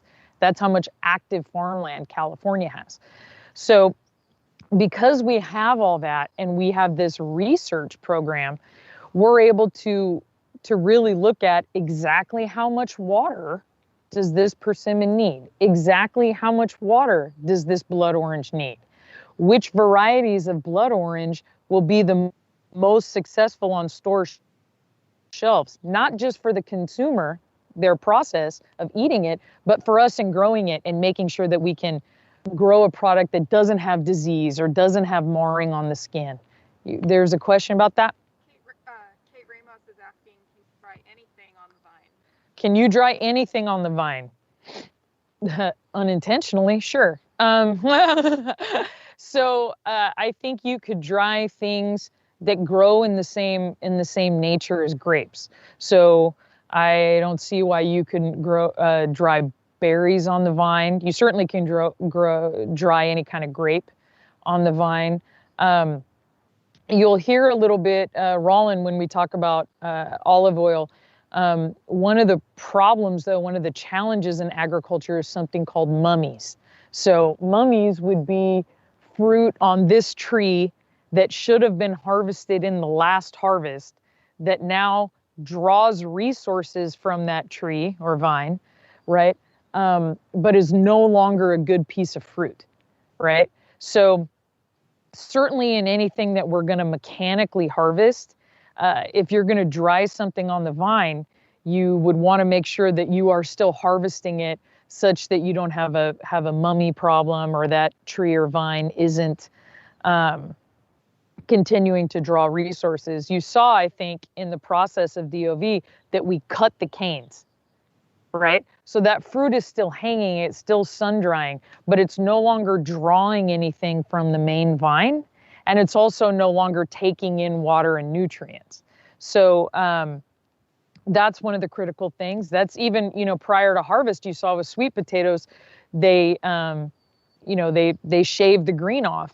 so that the plant is no longer being fed water and nutrients because they want it to dry and harden a little bit before they harvest it. So certainly something like prunes or nuts, they go through another process before you dry them. And in fact, California prunes are mechanically dried. So we use a harvester. Hey, remember that time when it rained during the Agri-Tour? Of course you do, because it's right now. So you wouldn't cut the canes on, or cut the vines on a lot of different commodities, because it would be a challenge to get the fruit the way you would want to get the fruit or the nuts. So talking a little bit about some of the commodities that we grow. I think some of you were with us in Santa Barbara. You maybe got some passion fruit from our friends at Goodland Organics. This is a dragon fruit. So a lot of these are specialty crops that we're growing in this state because now there's demand for it. And one of the things that I wanted to talk a lot about is the citrus market. So this is a mandarin. And many of you know these as peels, cuties, halos, pick your vernacular, but these mandarin oranges are grown, and they're grown specifically to be attractive to consumers. This is one that was not grown in the fashion that I'm about to describe, so you can see that the skin is pretty tight on this. But you notice those ones that are marketed as easy peel, those are varieties, right? We did research with, I think in that case it was Davis, did research to figure out which varieties of mandarin would still say nice and plump but have a little bit looser skin. And then one of the main things that's different from regular citrus with those mandarins is the fact that that commodity that's being marketed in that way, thanks dude, now I'm like Mary Poppins, that commodity does not have seeds. And we did lots of research to figure out how we could keep that commodity seedless. So if you drive through Central California, where the preponderance of that citrus is grown, that particular mandarin variety, and you look at certain times a year when the trees would be in pollination, you'll see nets. Over whole citrus orchards, you'll see big nets. And they do that. I'll let you guess. I'll let you guess why we net the trees. Everybody hit it up in the chat in the Q&A. Why do you think that mandarin growers net the trees? Okay, quiz is over. We do it to avoid cross-pollination with other citrus crops that have seeds. So birds and bees are out here doing their job, right? Except we don't want them to on that particular variety, because what that would do is allow that pollen to produce seeds in that fruit. So they net the fruit to keep the birds and the bees and the natural pollinators out. Those trees are self-pollinating, so that they don't end up with seeds in a product that's marketed with, you know, no seeds, easy peel, take it in your school lunch or take it with you as a snack. So that's one of the moments where the research and consumer demand came together and really developed a product that is what maybe consumers wanted or what they didn't even know they want. So it's not a hybrid. Those are varieties of mandarins that already existed, farmed in a way that makes them ideal for the consumer. So that's one of the things that I think California does that is missed, right? So some of you may have seen on Instagram today, I posted some California grown coffee, right? So that's new, and we're not doing that in any large format yet. But there's some innovative growers in Southern California who found out that coffee plants can grow well in between rows of avocados. They are commodity friends. But one of the things that Jay Ruski from Goodland Organics found out was there are all these nations that grow coffee, that they're, in some cases, the largest part of their economy is based on coffee. But they haven't done the kind of research that California would do to make sure that we're growing that crop in the ideal way and identifying the healthiest plant material. So when we put something in the ground, we know it's going to be as healthy as it can be, right? And then also produce the best yields as we can.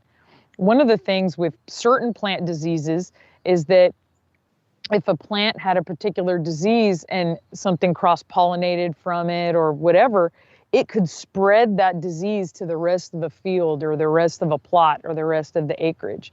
So in some cases, we're combining plants like we did with these Selma peats. We hybridized, which is something that's happened for thousands of years, right? Farmers would take 2 different crops or 3 different crops, 3 different varieties, and allow them to cross-pollinate so that they developed a particular kind of fruit. Or in some cases, we do what's called grafting. Has it stopped raining? Close enough. I'm going to give you that. Because I talk with my hands, right? So I'm going to end up smacking myself in the head with an umbrella. So one of the things we do, and in fact, this tree may be grafted, certainly our almond trees on this ranch are, is some varieties of trees have a real healthy, what we call rootstock, right? So it's disease resistant, it's super hardy, it moves the nutrients through the tree well, but it maybe doesn't produce the best tasting fruit. So we do what's called grafting. So we'll take like a type of almond or a type of prune or a type of apple or a type of plum that we want to grow well, and we graft it. We make a cut in the roots that are the ideal rootstock, and we put a stem, right, a piece of plant material from the kind of variety that we want to grow, and we do what's called grafting. So there are lots of, certainly California has the largest cut flower and nursery business. Roughly 75% of our cut flowers and greens here in the US come from California, and almost all of our poinsettias, by the way, as we're heading towards Christmas. But there's an entire group of agriculture nurseries that do stuff like graft material, propagate plants, and propagate the varieties that we want to grow, either because the consumer is demanding it or because science has told us that we have the highest yield. I'll take umbrella back. Sometimes I rhyme slow, sometimes I rhyme quick. Okay, so also there are hybrids that are made for consumer taste, right? If you've tried a pluot or an aprum or whatever, a pluot is an entirely man-made hybrid of apricots and plums. And there are all different varieties because there's all different varieties of plums and all different varieties of apricots. So in fact, my favorite apricot is a Patterson that you're almost only going to find commercially grown because that's a hybrid variety that's grown for flavor and for hardiness, like it's got a real meaty flesh. And so you really won't find somebody with a Patterson apricot tree in their backyard unless there's somebody who works with an agriculture nursery. Adrienne, do we have any questions? A lot of comments from the influencers that this is very interesting and they love all the crops that your family grows. I love the crops my family grows too. Thanks. Okay, so you mentioned persimmons growing in popularity. Mm-hmm. Does that cause you in California to grow more trees or plant more sweet potatoes or whatever is going on with the influencers? Are you seeing impact in the field? So the question was, do we see impact in the field and do we see impact in agriculture based on popularity, largely driven by influencers? And the answer is absolutely. So I mentioned in the video, like Adrienne was saying, are we growing more persimmons? I don't know that people are putting largely, huge orchards of persimmons in, but certainly a lot of folks would grow their group. In fact, our persimmon groves were not always sold to retail. A lot of times they were sold to friends and family, right? So certainly, you saw a surge in pomegranates, right? A few years ago, you certainly see a surge in planting of pomegranates. So without question, consumer demand driven by influencers, media, changing tastes and what's hot in restaurants dictates what it is that we plant. Now, my family grows entirely permanent crops. So what does that mean? That means that we have to bet on a crop and hope that the market conditions are still what we think they're gonna be in 3 to 4 years, right? When we start making harvest, and in 6, 7, 8, 9, 10 years, because that's when we would actually make money. I think that's maybe one of the most important things about agriculture, right? Is that our costs don't stop, our labor doesn't stop, the cost for water doesn't stop, our insurance doesn't stop. But how many companies can you think of? How many different types of businesses can you think of? It's not just that you aren't making money, like net profit. People who farm permanent crops don't have any cash coming in at all for 3 to 4 years. And so they're willing to bet 3 or 4 years worth of expenses and all that land and the cost of the plant material on that commodity. So I think one of the biggest places you see changing consumer tastes is the wine industry.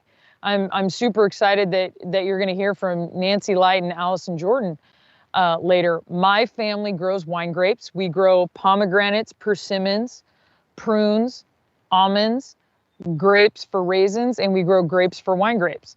And currently, the wine grapes we grow are Muscat and Zinfandel. In fact, happy Zinfandel Day, everybody. It's National Zinfandel Day. Break out that red. So when I was a kid, we grew a lot of a grape called Ruby Red and a lot of a grape called Thompson.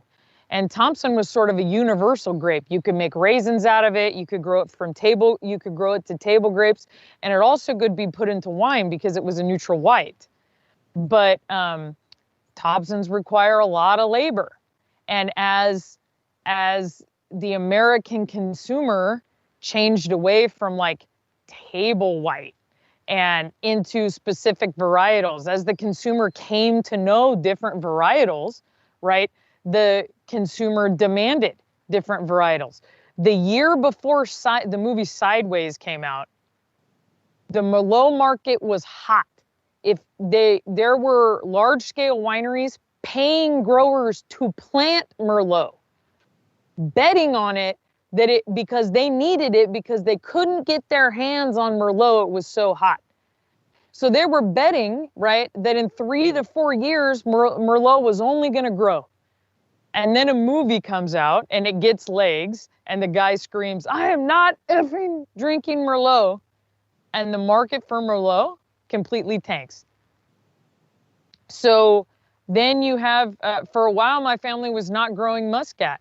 And then you had a lot of actually the hip hop and rap community coming out, talking about Muscat. In fact, I think it's Nicki Minaj has her own Muscat wine. So Muscat, Moscato, these are interchangeable terms. The grape itself. So when a grape is hanging on a vine, it's a variety. By the time it makes it into the wine bottle, it's the varietal, right? So you have a wine varietal, Chardonnay.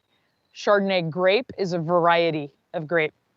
So for a while, there was no market for Muscats except for the people who make like premium dessert wines. Two of the top premium dessert winemakers happen to be in my county, Madera County. So the most awarded port winery in the United States is called Ficklin. It's about 5 miles from here as the crow flies.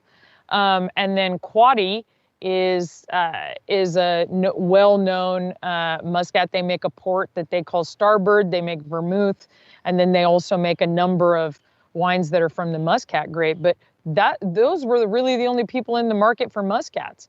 And then all of a sudden you see the music community getting behind muscat, and then the consumer gets behind muscat. Like, where did White Zinfandel go, right? Hashtag rosé all day. And most people don't realize that rosé is a type of wine.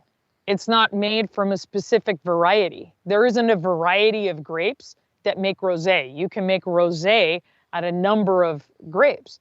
But it used to be, like when I was a kid, White Zinfandel was the gateway wine, right? that was you got everybody to drink pink so they could decide if they were ever going to drink red or white. And now we have 4 or 5 hashtags built around rosé, but that isn't a specific varietal. So they're depending upon whether somebody's trying to make a sweet rosé or a dry rosé, they might choose different grapes or a blend of grapes, because to have a wine labeled a specific varietal, it's got to be 85% of the wine. I think that's right. 80, is that right? 85% of the wine in the bottle has to be that varietal. So, and we do that because most of like Cabernet Sauvignon or whatever, they might blend a little bit of Cabernet Franc, or they might blend another varietal in there to get the wine flavor, or the color, or the mouthfeel, which is the texture, right? Maybe they're blending 1 or more varietals in there to get the full body that they want for that wine. So rosé, you could put whatever you want in it. Or when you see like a red blend or a table blend or whatever, that could be any grapes they want to use. But if something's labeled in California with a particular varietal, it's got to be 85% that grape. So that's a place where you've seen consumer tastes or modern media, right? Or popularity, pop culture or whatever, making taking out Merlot and making Muscat and Rosé hip, Are there any other questions? We have about 7 minutes left. Okay. It'd be great to touch on your family, how they got started farming here in California. My family's farming history. Okay. So as I said, I come from 2 sets of farming lineage.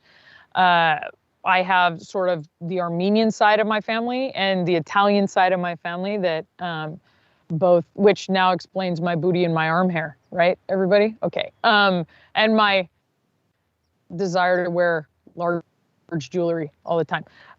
So the Armenian side of my family, it has been fine. I'm part of the 5th generation farming. My daughter and my cousin's children have been farming out at this ranch, at the home ranch, for the last 2 years. So Samra, my daughter, is part of the 6th generation of farming. And my grandmother's grandfather came to the U.S. to escape the Armenian genocide. And he began farming melons and was actually America's melon king, because that was the thing. I don't know. But, came with nothing by himself. And there were a number of people who came here to California to farm, if that's what they knew, because there were sections of the state that were enough like their own climates, right, that they could farm the commodities that they knew how to farm. So he came here, he started farming melons. He moved into the wine business, and his children continued on that path. My grandmother, her dad was actually the GM of his winery.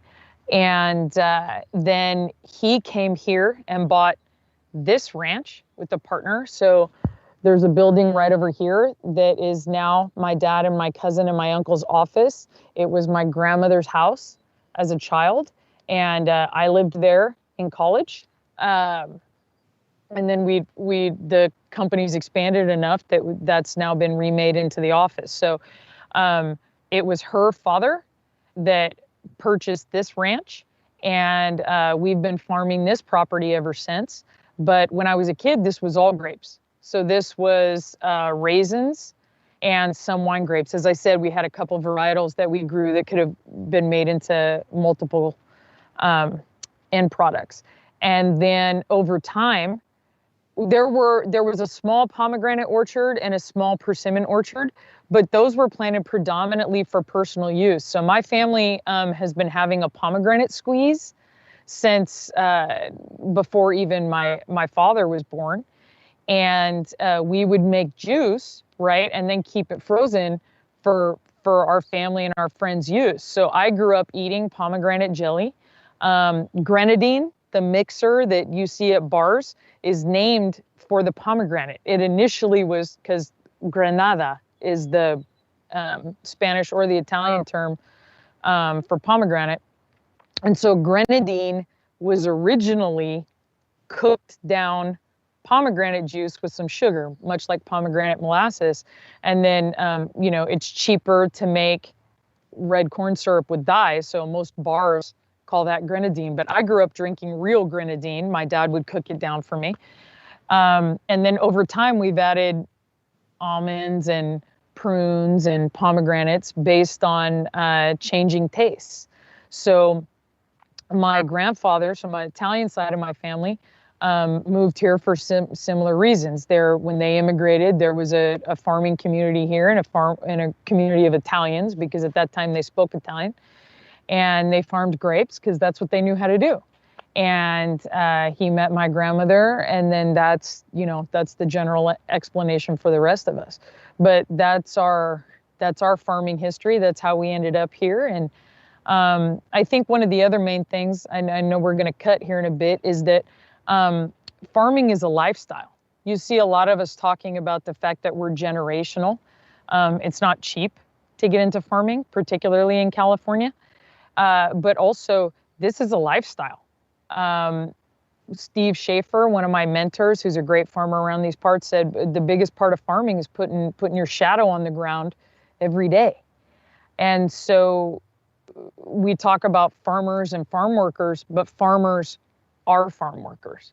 And there are a bunch of specialized skills within farm work, right? You know how to do harvesting, you know how to do, I think that's one of the things that gets missed too, is that people presume that farm workers don't have lots of skills, and the truth is they do. So I hope you guys enjoyed that, and you're gonna see me a couple more times. So if you have more questions, you're welcome to answer them. I'm gonna see if I can't get out of this rain, right? I'm California farmer, so I'm not gonna complain about it. We're gonna take a 20-minute break. So if you wanna return some emails, hit the bathroom, get a glass of water, whatever you wanna do, right? What you're gonna wanna do is, if you're interested in drinking a glass of wine, in our next section, you're gonna hear about wines. So you may wanna choose one or more of those wines that was shipped to you, or your favorite. Get a glass of it ready, or keep the bottle by you. You do you. Also, we're gonna be heading to Fiscalini Farmstead. So you were shipped some cheeses by the dairy board. And I mean, did you guys get enough prizes? Did we send you enough snacks and treats, y'all? So if you want to taste the Fiscalini cheeses, and my personal favorite, San Joaquin Gold, if you want to taste the Fiscalini cheeses while we're at Fiscalini Farms, you want to get those cheeses ready, get yourself some wine, and we're going to see you in 20 minutes, okay? Right here. I don't know if I'm going to be right in this spot, but you're going to be right there, wherever you're watching this Agri-Tour from. Okay, see you in 20, you guys. Peace and hair grease.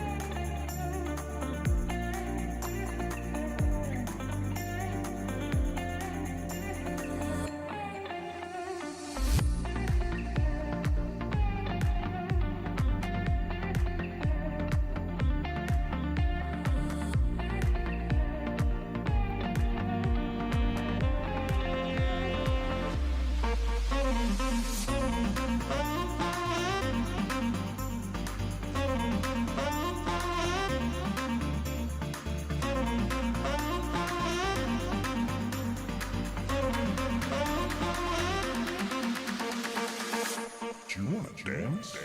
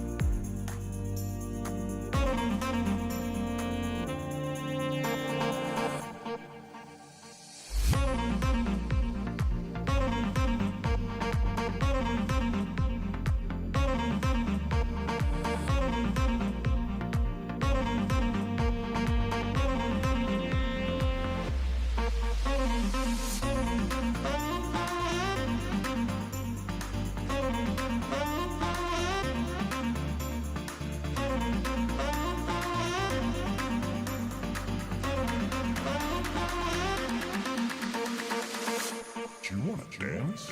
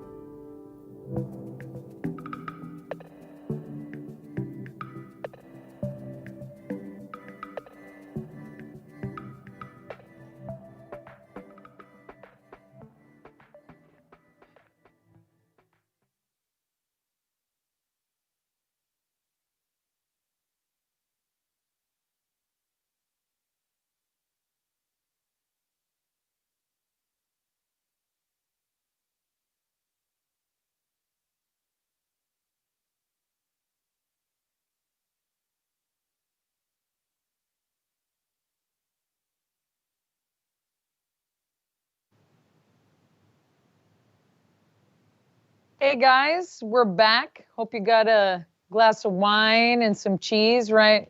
Ain't no party like a California grown party, especially in the rain. So we had one question about how we juice pomegranates from Kate, I think. So back in the day when I was a kid and before I was a kid, they had a twist press, right? So somebody would stand on this side and somebody would stand on this side and there was a big basket underneath and they would twist to crush the pomegranates down. And then the juice would, there's sort of holes in it. Looks exactly like if you'd seen an old school wine basket press, it looked like that. So in more recent history, my father designed a hydraulic press that fits into some metal buckets that we've built with slats in them, and we use that hydraulic press. Now, one of the things that's great about that is we can control how much pressure and how far down we go on the pomegranates to crush, because all the stuff that tastes kind of funky and kind of bitter in pomegranates is in the white part. It's in the pith. So we want to make sure we're squeezing enough to get the juice out of the arils, but we're not crushing all the oil out of the pith, right? So hopefully is everybody back? Is everybody ready? Got your minds right? Okay, so I'm super excited that we're featuring dairy on this tour, in part because 99% of California dairies are family owned. So when you see that real California milk or real California cheese seal, you know it's coming from a family dairy. And Fiscalini Farms, where I'm sending you, is one of my favorite facilities, and they make my favorite California cow's milk cheese, which you all got, San Joaquin Gold. So I'm going to eat that later with a little bit of honey drizzled over it. I think you're going to test it with Laura Genesi and with Joe Baird, who is a cheese specialist from O'Brien Markets. But first, we're going to show you a little video of Laura and her family and their cheesemaker on how they make the cheese at Fiscalini Farmstead.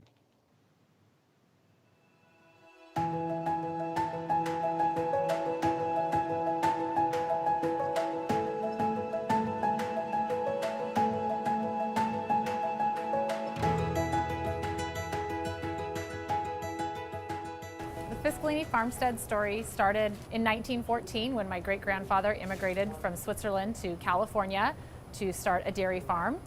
And today, almost over 100 years later, we are still a working dairy operation, and in the year 2000, we added our own cheese-making facility. So for about 20 years now, we've been making cheese here on site. And all of our cheeses are farmstead, meaning that they're made with only the milk from our cows. And we take great pride in that. It allows us to have control over the feed that they eat, and we have a veterinarian on site once a week. We have a nutritionist on site once a week. So the care of our animals is very important to us. And our herd is our cheese-making herd is made up of Holsteins, Jerseys, and Brown Swiss. So the variation of the type of cows helps to provide protein and butter fat for the cheese making production. We make mostly cheddar cheeses. So our most famous cheese is our Old World aged cheddar, and that's what you see behind me here. And this is aged about 14 months, made in 60-pound wheels. We also make a hard Italian style cheese called San Joaquin Gold, which was the first cheese we ever made. And then we make a Swiss style cheese called Leonza. And the rest of our cheddars are flavored, whether they're soaked in wine, soaked in beer, smoked, habanero. So just a lot of fun flavors when it comes to the cheddar category. So that's a little bit about the cheese making. And one thing that we do here is we recycle all of our waste and water to produce electricity. So all the waste is pumped into methane digesters, and with the help of an engine, the waste is converted to renewable energy. We produce electricity, and we're able to power our entire facility, plus we can sell back energy to the grid and power 300 neighboring homes. So that's really important to us. My great-grandfather, grandfather, father, the land, our animals, giving back to our community, being good stewards has always been ingrained in us, and that's something that we've always tried to continue to do and will continue to do, because we want future generations of Fiscalinis to have the same opportunities that we've had and be able to farm and continue producing cheese in a responsible way. Hi, I'm Brian Fiscalini. We're here at Fiscalini Farms today. We milk 1,500 cows 3 times a day. We also have our own cheese making operation on site, as well as a renewable energy project where we convert manure into electricity. So we're here at our dairy farm. We're a farmstead operation, which means that the cows are housed here at our facility, where we're able to take care of their nutrition, the milking process, all the aspects of animal husbandry and cow health, as well as within a few hundred feet, we have our cheese making operation, where we take milk 3 times a day from our cows. We put it into a tank and we drive it a very short distance where it's at its freshest possible state, and then we start the cheese making process right here on our farm. I'm Alex Borgo. I'm a 4th generation cheesemaker. So I actually come from a history of cheesemakers going back to Italy and Toronto, Canada. And I had this opportunity about 2 years ago to join the Fiscalinis, who's also 4th generation. You know, it was a good combo. Like, it was a good fit for me to come here.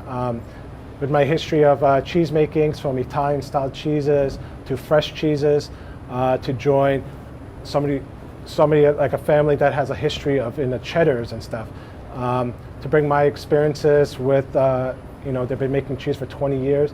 It's just a perfect combination. So we get 3,000 gallons of milk every day, 5 days a week, fresh in the morning from the farm. We have a 2,000 gallon vat and a 1,000 gallon vat. We do about 70% pasteurized, 30% raw milk cheeses throughout the year. With the pasteurized, we do plain cheddar, smoked cheddar, purple moon, and flavors like truffle, habanero, and craft beer. We do about 3,000 pounds a day. The milk will come in the morning. We will add our cultures into the vat, and then we add some rennet. The rennet will turn the milk into a jello. When it turns into a jello, we need to cut it into cheese curds. The cheese curds will separate the whey away from the cheese curds. We will agitate it. The cheese curds will eventually settle to the bottom. We will remove the whey. Part of it goes back to the feed, and the rest will go into our methane digesters. And then from the cheese curds, we become a giant slab of cheese curds on the bottom that we cut into slabs. Part of the cheddaring process is we put these slabs on top of each other, up to 7 times to get rid of more whey. From that cheddaring, from the slabs, we will then put these slabs into a milling machine to get the actual cheese curds. Those cheese curds is when we either add the beer or our flavors, and then from there we put it into our metal hoops, and then they will get pressed overnight. And in the morning we will take them down, and then they go into the age room. Our pasteurized cheeses will age about 30 days, and our raw cheeses will age from 6 months to about 14 months. So right now we're standing in the Old World Cheddar aging room. Right now, during the aging, we'll spend about 14 months in here. It will lose about 10 to 15% of its moisture. It's just part of the process. It'll get a little firmer, harder, and that's where it builds the more complexity flavors in this room. All these rooms all our aging rooms are temperature and humidity controlled. So it'll sit here and we will go through every quarter. We'll inspect the cheese, see where it's at. Usually around a year, we will try to protect the cheese. So we'll break it down, probably cut it in half, and we will shrink wrap it. So you can see the inside of a cheese will be, we'll grab a nice cheese that is beautiful and ready to go and get ready to pack. Right now we're standing in the Old World Cheddar flipping room. The Old World Cheddar behind me, they average about 65 pounds each. We do about 30 wheels per production day. And we'll come into this room after our make day. We'll get flipped in here every second day for 60 days. The Old World Cheddar is a raw cheese, so for raw cheeses, by law, it has to be at least aged 60 days before you can consume it. But we use this room as a 60-day before it goes into long-term aging. This racking system is designed where you can flip 5 wheels at the same time with the handle on the locking system. And it will go into different stages. You can see different mold growing on the outside. It is protected. The Old World Cheddar is wrapped with a cloth, and then we protect it with a lard. And so these molds, they might look funky, but it's part of the process, and it'll be a really beautiful cheese on the inside. But that's where it gets all its complexity, flavors, and textures and stuff like that. In the early stages, especially when you flip it, it works on the moisture levels from top to bottom throughout the cheese. And because it's such a big wheel, we want to make sure it's consistent and the quality is always the same. Hi, I'm Laura Genesi, 4th generation Fiscalini family member. I hope you enjoyed the video you just watched and you were able to learn a little bit more about our farm and what we do here.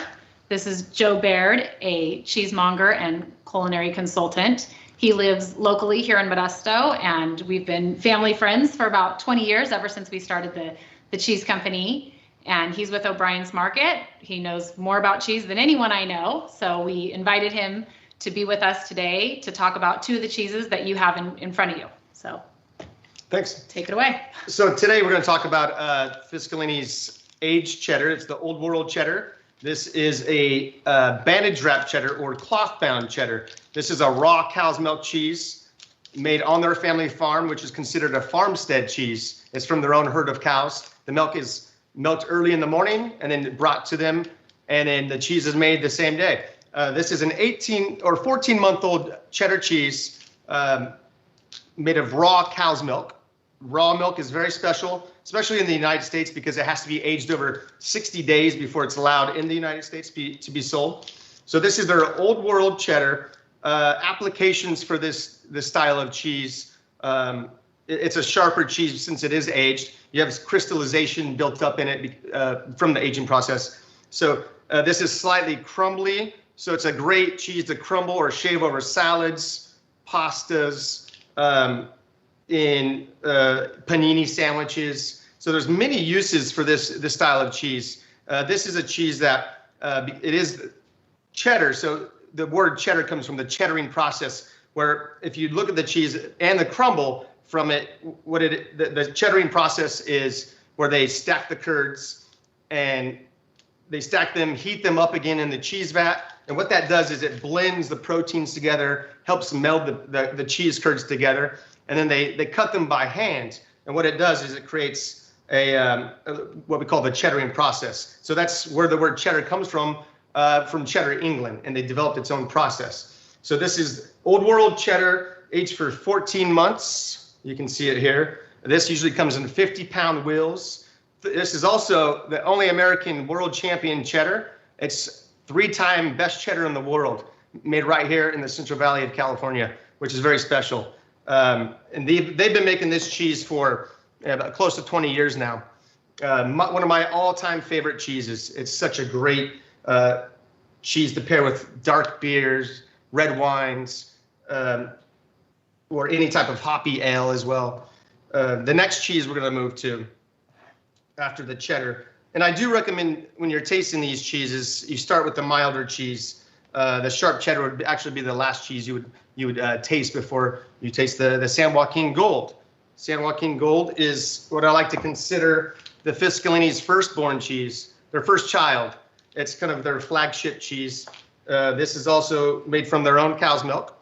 This is an Italian-style cheese. This cheese was created by accident from one of their cheese makers, and it's San Joaquin Gold. It's named after our San Joaquin Valley, and so you can see the color of it. The skin is very golden color, and this is aged for a little over 8 months.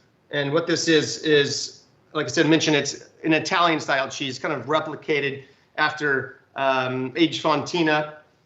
Has higher moisture, more buttery notes, opposed to the cheddar, which has more sweeter pineapple sharp notes. San Joaquin Gold is a multi-award-winning cheese as well, gold medal winner.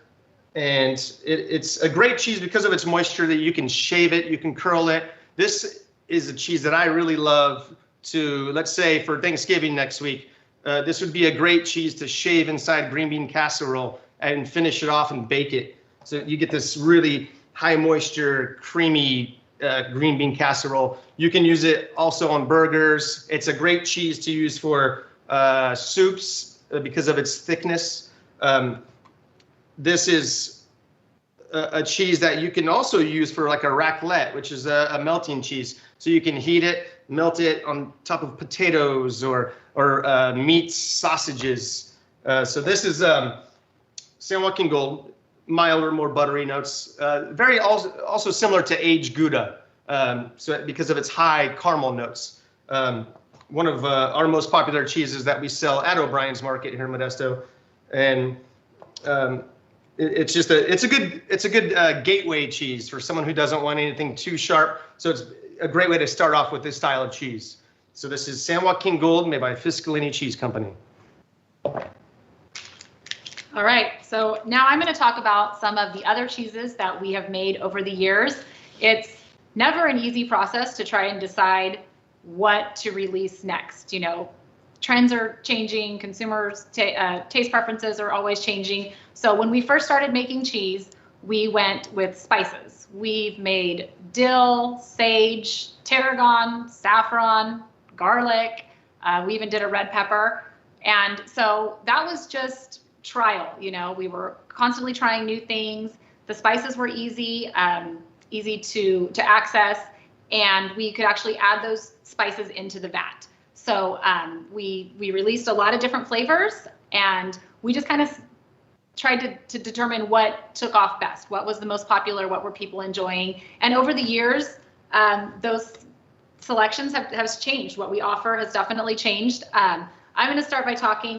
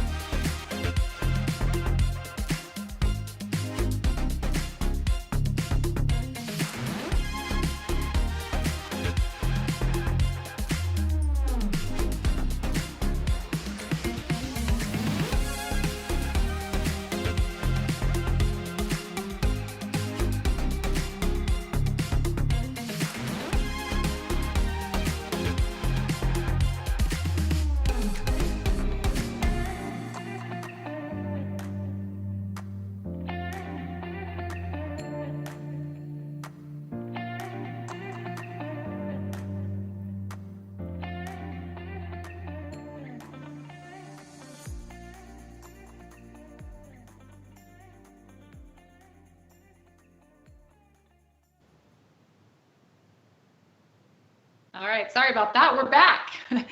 Things can get a little spotty here out on the farm. So I was just starting to talk about our Purple Moon, which is a cheese that Joe helped to create. He had a customer come into the store asking for a wine-soaked cheddar that he could no longer source. So he decided to just give it a shot. So he took some of our farmhouse cheddar and soaked it in wine.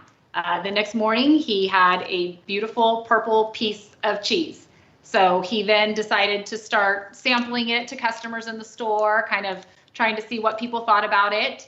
And a couple weeks later, my dad caught wind and comes into the store to give it a try, and obviously fell immediately in love with the idea and the taste and the flavor and all of that of the cheese. So here we are today with our Purple Moon, a wine-soaked cheddar, and it's absolutely excellent. It's super fun on a cheese board. Everyone loves it because of the bright color. And thank you, Joe, for, for creating that cheese for us.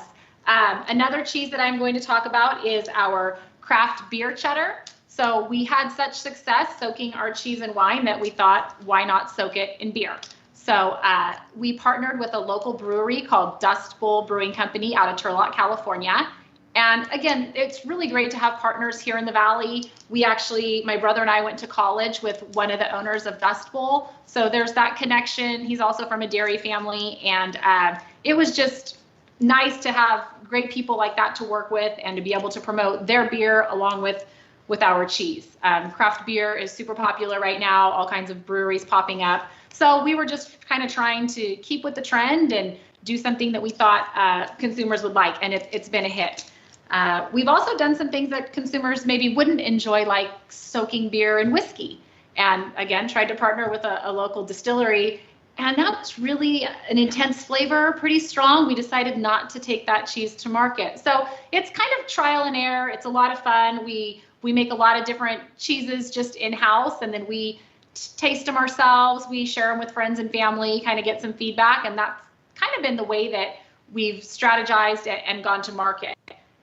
We have a smoked cheddar. So again, a lot of people enjoy smoky flavors, and so we thought let's give that a whirl. We had a neighbor down the road who owns a meat locker, and we asked if we could bring some cheese over and use his smoker, and of course he let us, and so started smoking our cheddar and tried passing that out to people, trying to get a response, see what people thought. They loved it, so we built our own smoker on site. So we use wood chips, cherry, apple, and hickory wood chips that we source locally, and it's an all-natural smoke. It's a great flavor, and it's a really fun cheese that we were able to create, and that has been a great addition to our line. It's very popular with chefs, a lot of food service type of usages, so burgers and over potatoes, that sort of a thing, the great cheese in the kitchen.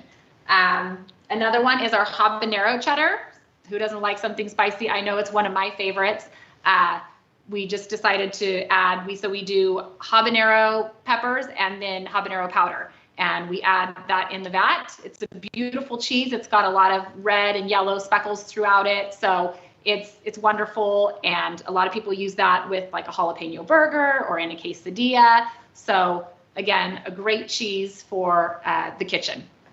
And now let's talk about holiday cheeses. So here we are approaching Thanksgiving and Christmas, and a couple of years ago we decided to make a cheese specific to the holidays, and we did a pumpkin spice, and it was wonderful. We did that cheese for about 3 consecutive years during the holiday season, but what we noticed is that it wasn't a cheese that could make it all the way through Christmas. I mean, with it being pumpkin flavored, as soon as Thanksgiving hit, it kind of died off. It didn't have a purpose anymore. So we had this cheese with an orange label and a pumpkin on the shelf, and as soon as Thanksgiving was over, there really wasn't a need for people to pick up that cheese anymore. So we decided to try to create one with a little more longevity that would get us through the Christmas season.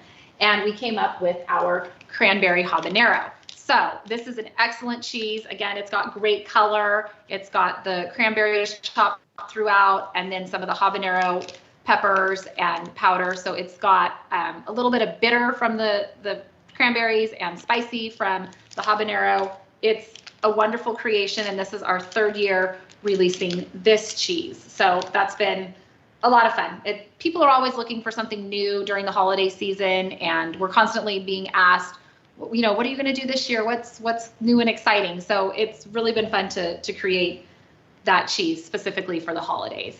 And then the last cheese I'm going to talk about here is our truffle cheddar. So this is a brand new cheese, just been released in October. It's not on very many shelves at all. It is on the O'Brien's shelf, one of the very few people that have the cheese right now. It's been a difficult year to try to release a new cheese. We haven't been able to get it into the mouths as many people as we would have liked to, but it's an excellent cheese. And we thought we were just going to do it for the holidays, but the response has been so good that I think we're going to keep it year round. And this is just kind of how we operate. We try new things. We've done bacon, coffee, vanilla, just a lot of different flavors, and we try them. We have friends try them, and then we try to determine what is the best cheese to continue making. I know you like that truffle, don't you? It's one of my favorite stuff. Of all their flavored cheeses, for sure. Yeah, he just tried it for the first time last week, so I'm sure it's flying off your shelf. It is. And Joe's been in this industry for, like I said, over 20 years. He's seen a lot, so I don't know if you want to maybe share a little bit about what you've seen over the last 20 years. Yeah, Laura and I were talking the other day about the trends and different things that we've seen in the past 20 years, whether it be food magazines, the Food Network, all these different food channels that just were promoting cheese as much as possible. Food magazines, there's been a cheese magazine dedicated to cheese. It's called Culture Magazine. So a lot of cheese is just, it's out there more. People are realizing that it's healthy. There was that stigma that cheese was high cholesterol, bad for you, just like, you know, the egg. And they're finding out that it's much better for you than they thought in the past. It makes you happy. That's a known fact. It's one of those items and it's super healthy for you. You know, you have your calcium, your protein, your good fats, and that's been promoted a lot more than ever in the cheese industry. And also the main factor in cheese, why it's so popular now, is the cheese board. We like to thank the French for the word charcuterie. Everybody learned how to say it. And so now the word charcuterie is just mainstream. You have everybody, influencers, making cheese boards and promoting them by hashtagging them on social media, which is really where it else, you know, after food magazines and all the food networks that promoted it. It really has taken off, and the cheese board charcuterie, it's not dying out. It's constantly growing because everybody realizes that it's a healthy snack. It's delicious, especially during the hot summer time. You know, there's nothing better than just easily putting a cheese board, charcuterie board together, and it's entertaining. Cheese is entertainment. It's a food that we've known forever, but sometimes it was out of our price range. But we're finding that we're especially more now than ever. We're spending money on food that's comforting to us, makes us happy, and just tastes great. This is the time that we're living in now, where the cheese board, charcuterie board is just taking off, and I don't really see it losing momentum. It's, like I said, a quick and easy thing that we can create that is always going to be popular. Well, and these cheese boards have turned into grazing tables. Grazing tables, weddings, parties. It's like a meal. Yeah. So people are really excited about that. And then we were, again, just talking about how cheese is dessert. You know, you go to some of these really fancy restaurants and on the dessert menu is a cheese board. So it's been. There's no wrong time of day to eat cheese. It's perfect breakfast, lunch, or dinner. Yeah. I don't know. It's just been interesting over the years. We've talked about farm to table. Farm to table. Yeah. Which started here in California. Yeah. And how that's super important. So, you know, going back into the farm a little bit more. So all of the cows are here. We milk 1,500 cows 3 times a day. Like Joe mentioned, the cheese or the milk is as fresh as possible, just hours old when it enters into the vat. All the cheeses are made with only milk from our cows. So that is where the word farmstead comes from. And our herd is mixed of Jerseys, Brown Swiss, and Holsteins. So we've got a great blend of milk to truly create the best quality of cheese. The Holsteins seem to produce more volume milk, and the Jerseys and the Brown Swiss provide protein and butter fat, like a different type of content in the milk mixture. So it truly is the best blend of the three for us to create our cheese. Yeah, it's just wonderful to see it all happen right here. We have a nutritionist, we have a veterinarian. They are on our staff out here weekly, checking in with us, maintaining the comfort of the cows, making sure that they're happy and healthy, walking through the herd every single week, checking every single cow. You know, that's our livelihood. Like I said, my great-grandfather started this farm. It was passed down to my grandfather, then my dad, and today my brother who's running the operation. And truly our main focus is the comfort of the cows and passing this down to generations to come. So we've been blessed to have over 100 years on the same land in the dairy business. And you know, we want it to be here for future generations. So it's truly what we care about. Great, thanks, Laura. We do have some questions to start. Does aging raw milk cheese for 60 days help kill pathogens? And what is happening chemically to the cheese during that 60 days? So yeah, there is scientific proof that after actually about 2 weeks, a lot of cheeses will start to kill their pathogens. 60 days is kind of that comfort level where it is less bad bacteria is in the cheese. So what it does also for flavor-wise and quality-wise, there's not much of a difference when it comes to the quality of it. It just gets better with age. And so this is the USDA's recommendation is 60 days. But however, I grew up on raw milk, and so it's not anything that I. So did I. So I prefer it, and I believe it's in cheese. It produces the cheese is more complex when it comes to raw milk cheese. Definitely, you can taste them side by side if you created the same cheese out of a pasteurized cheese and raw milk, and you can tell the raw milk cheeses have more of a sharper, like I said, complex acidity to them. And I can spot them out in any cheese that's made, any variety. Yeah, and while 60 days is the federal law, most of our raw milk cheeses are aged in 6 months to 14 months. So we're super comfortable with releasing them quality-wise at, you know, at least 6 to 14 months of age.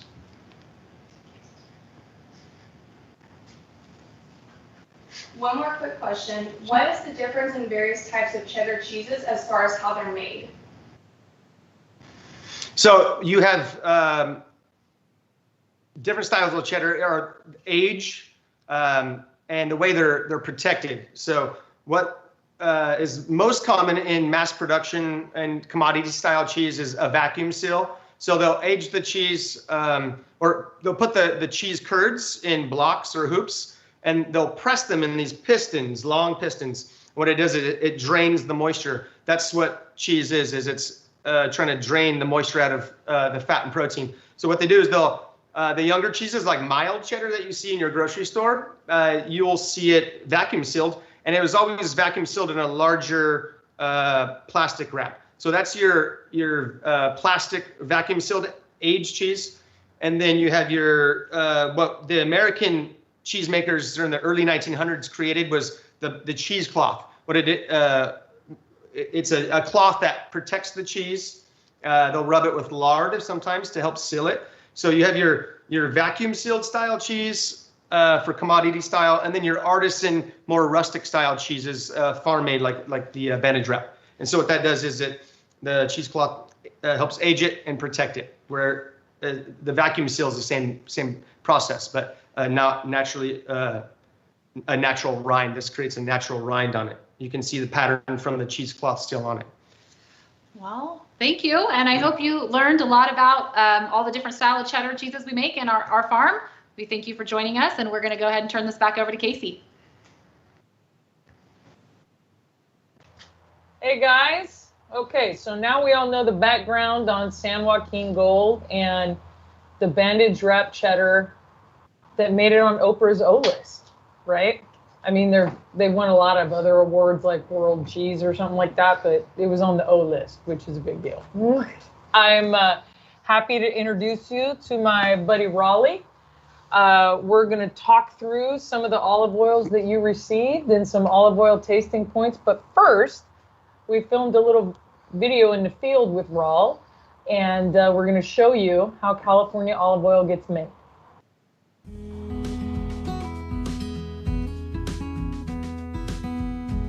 My name is Roland Rosenthal.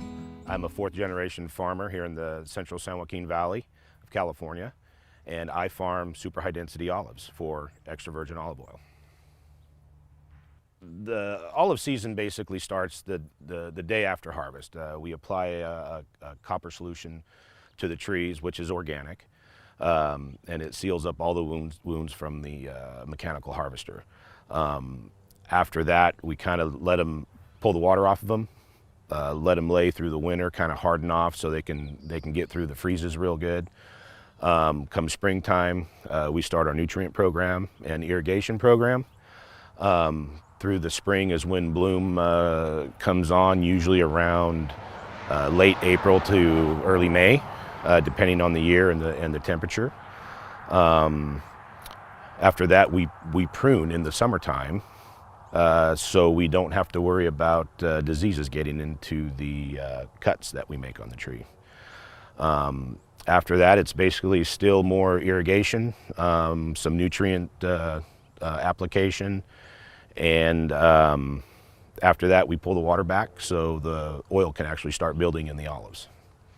After the oil starts building the olives, we wait until they're approximately 18 to 20% fat, and we start the harvesting process. This starts all over again from one year to the next, same thing. So the super high density fashion of planting is you've got more of, think of more of like an olive vineyard than an olive orchard. We're planted here 5 feet by 12 feet, where a traditional olive orchard's planted 20 feet by 20 feet. So we're crowding up the trees. We're putting them in more of like a hedgerow, so we can mechanically harvest these olives without so we don't use any no human hands touch them. So it's a very food safe product. And so that's the difference between the super high density and the traditional olive orchards. These olives planted here are Arbequina. They're more of an earlier variety. They come off usually in late October to early November. We mill at the mill 3 varieties, typically 3 varieties. We mill Arbequina, Arbesana, and Kornecki.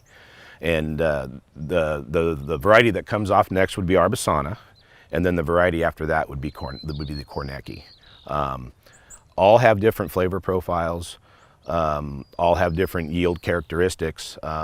However, we blend those oils together for a certain flavor profile a client wants.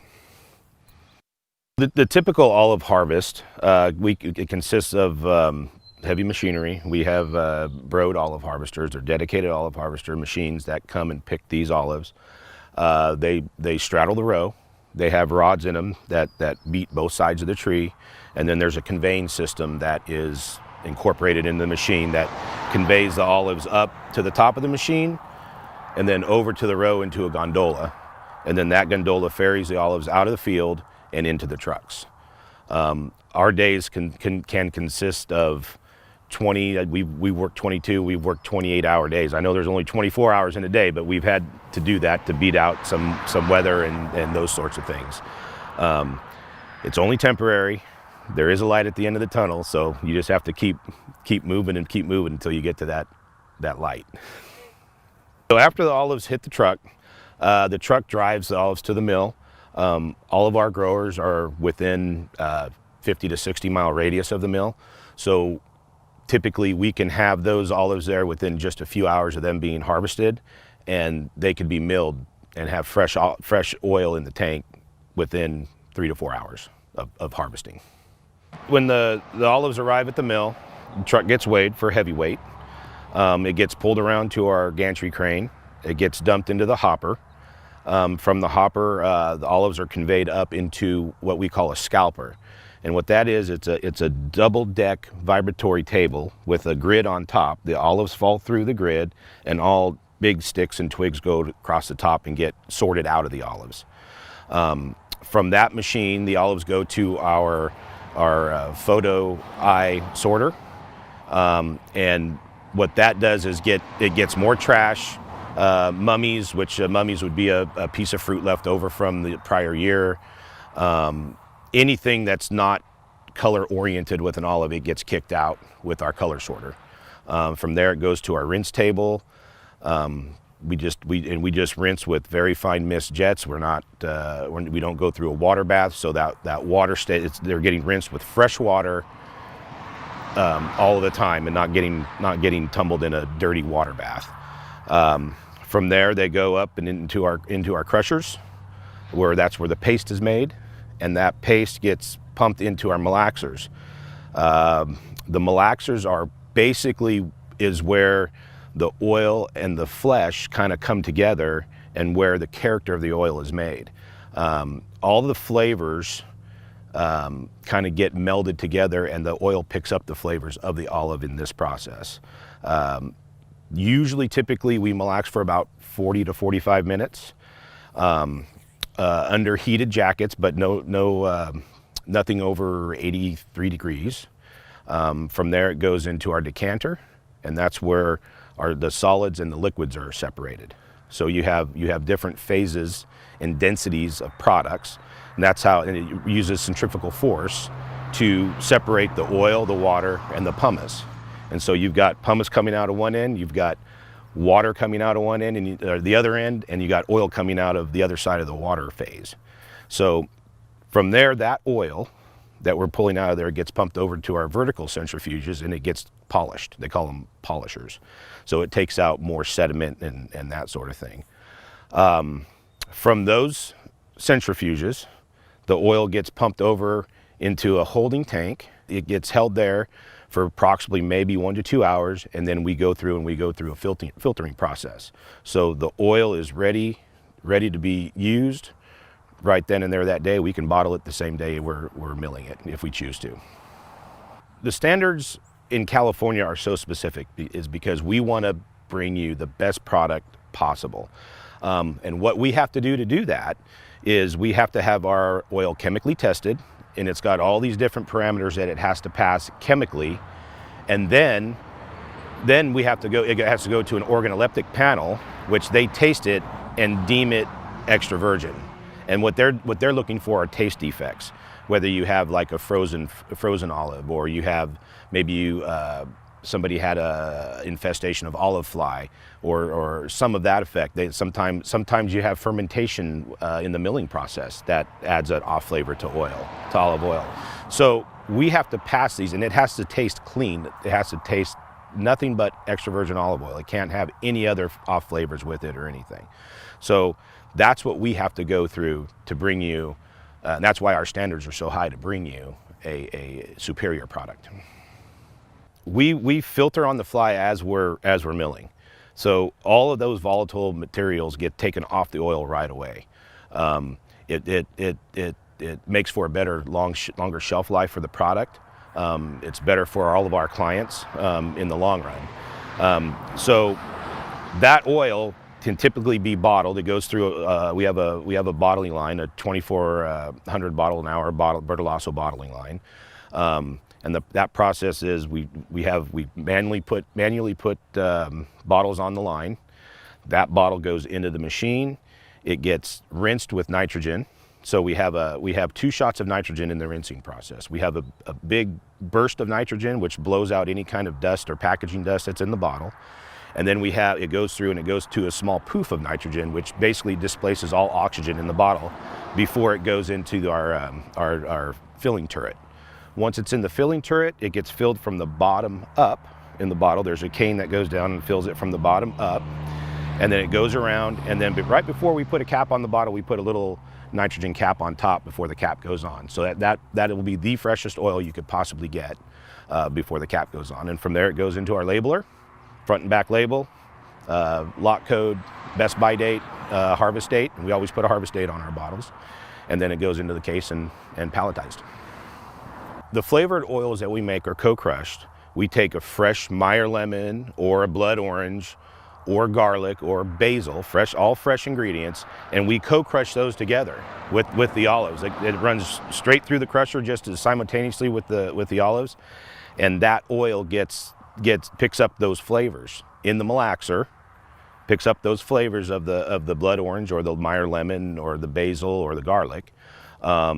And that's what infuses the flavor into the oil, and then it goes through the same process through the decanters and through the centrifuges, and through the filtering process too. Typically, we put a 2-year shelf life on our olive oil made today. It'd have a two-year shelf life. If you were to go and purchase that bottle and open it and start consuming it, then you start the degrading process rapidly by adding oxygen into the bottle. So I would prefer you consume that bottle within 3 to 6 months of opening it. We're about to find out. Good luck. Hey everybody. I hope that was interesting and informative for you. I think a lot of people, this is certainly one of the products that folks who cook a lot are familiar with, but you probably, I don't know if you've seen high density hedgerows before. So thanks for joining me. Yep. Thank you for having me. Absolutely. So Raleigh is, among other things, in harvest right now. There's 2 crews out picking fresh olives, and this rain is not ideal. Well, it's ideal for, you were saying. Well, beggars can't be choosers. Yeah, we're never happy, right? It's either not enough or too much or not at the right time, but it's all welcome. Yeah. So we're not going to hate too much on the rain, but it's given us a new location. We're coming to you live from my patio, which was not the plan, but Mother Nature decided this is what we're doing today. And let's talk olive oil. And I think one of the most important things, and one of the shipments that we sent to all of you, there was a virgin and an extra virgin California olive oil. And I know that some of the requirements for EVOO are actually even more stringent in California than in other places. Yeah, correct. So what you guys had received is a imperfect produce, extra virgin, and a virgin. And imperfect produce mission is to kind of stop that food waste. And one of those things that they've teamed up with us to do is to buy some virgin and extra virgin olive oil. And the reason why we have the virgin oil, there might be a grower that had a frost episode that came through. Chemically it can test extra virgin, but when it goes to the taste panel, they taste a defect, a frost defect in it. And so they will say, well, it doesn't test extra virgin, it's actually a virgin olive oil. Now, health attributes and everything can be just as nutritious as an extra virgin. It just has a little bit of an off flavor. But for them to help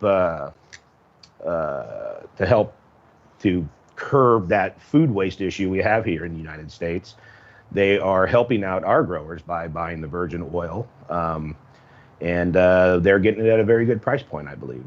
But they also offer the extra virgin. And what that, as I was explaining earlier, what we have to do to go through to get that certification, you got to go through a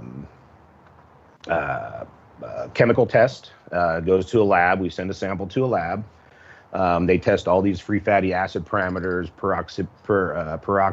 peroxide levels, delta Ks. I mean, just a whole bunch of different parameters that we have to pass. Once we pass all those parameters, then it goes to an organoleptic panel, which is with the California Olive Oil Council. And they taste it, and it's a panel of, I believe it's 8 to 12 members. And they all have to come up with the same conclusion that this is a clean oil, it has no taste defects in it, and it tastes of olive and olive only. So that's how we go through and we get the seal of approval, which basically is on our bottles. If you look at this bottle here, there's a seal. It says the California Olive Oil Council seal of approval. So if you look for this seal on a bottle, you're guaranteed to have an actual extra virgin olive oil. Well, I think with virgin, I think one of the sort of two things. One, let me ask you this, is that more rigorous testing than a lot of other extra virgin olive oils go through? Well, yeah, yes, it is. If you were to look at an import oil, our standards, our chemical standards here in the U.S. and in particular California, are more stringent than their standards in Europe. So you're just to get over the first hump, we've got more stringent standards. Okay. I'm not sure if they go through an organoleptic panel. Easy for you to say. Right, it's a little tongue teaser there. However, I'm not sure if they go, but I think they just go by the chemical standards. We actually go the extra step and go to an organoleptic panel. So, okay. So it is going through a taste test. And when we talk about off flavors, it's really off flavors for California's standard EVOO. Correct. So it might be maybe that somebody had frost, or whatever it was, but it's not necessarily that oil has a bad flavor for the consumer. Correct. Right? Correct. And so, like I said, it's still a very delicious oil. It's a very, very nutritious oil. It just didn't pass that taste test. Okay. With the experts. Why don't you tell us, Roland? And I think most of us probably know this, but every once in a while it helps me even to hear it. What is the standard extra virgin? And then what does virgin mean? And then... So the standard extra virgin is basically you pass all your chemical tests with flying colors, and then you pass the organoleptic test of no taste defects. Now, virgin, you can still pass your chemical test with flying colors, but when it goes to the taste panel, they can detect either a grubby flavor or a frozen fruit flavor or stewed vegetable flavor, or rancidity. You can be rancid, right off the bat. I mean, there's all these different flavors that are not geared towards a good extra virgin olive oil that that panel has to agree that they all taste that defect in order to deem it a virgin. But extra virgin and virgin are both still first run oils, right? Yes, they can. Yes, for sure. Then you've got regular olive oil, which is lower than virgin. You've got a pumice oil, which is basically you have the pumice is a byproduct left over from the milling process, and then what they do is they drip solvent in there to strip out any oil left in that pumice, and then it goes to a refinery, and then they refine that solvent out of that, and then they strip the oil. So basically you're left with the colorless, flavorless, tasteless oil. And olive oil light, I know everyone has probably seen that. What that is they'll take that pumice oil and they'll add a little bit of extra virgin olive oil just to give it a little bit of flavor, and they call that olive oil light, which the calories are the same. It's not really a light dietary product. It's just maybe light in flavor. Got it. And in your case, the pumice goes where? Because I think our pumice goes to dairies. We sell it to dairies, and they feed it to the dairy cattle, and they love it because there is some oil left in that, a lot of protein in that, and the cows do really well with that. So I think that's when we talk about sustainable agriculture, and one of the things that California is able to do is the agriculture community can all work together, right? We talked about the sweet potato folks send their remains to a dog food company. There are a number of pomegranates, if they squeeze for juice, they send the balance of the waste from that. and the coals, which are fruit that for whatever reason wasn't good enough to use. The term for that is coals, C-U-L-L. Those all go to animal feed, dairies and chicken feed, and then the olive oil pumice you're saying, which would be the pit and the balance of the meat of the olive, that goes to dairy feed. One of the other things, I think, just to speak without going, we'll go back to the olive oil in a minute, is I think growing up in agriculture, wouldn't you say, you're required to rely on your neighbors? Absolutely.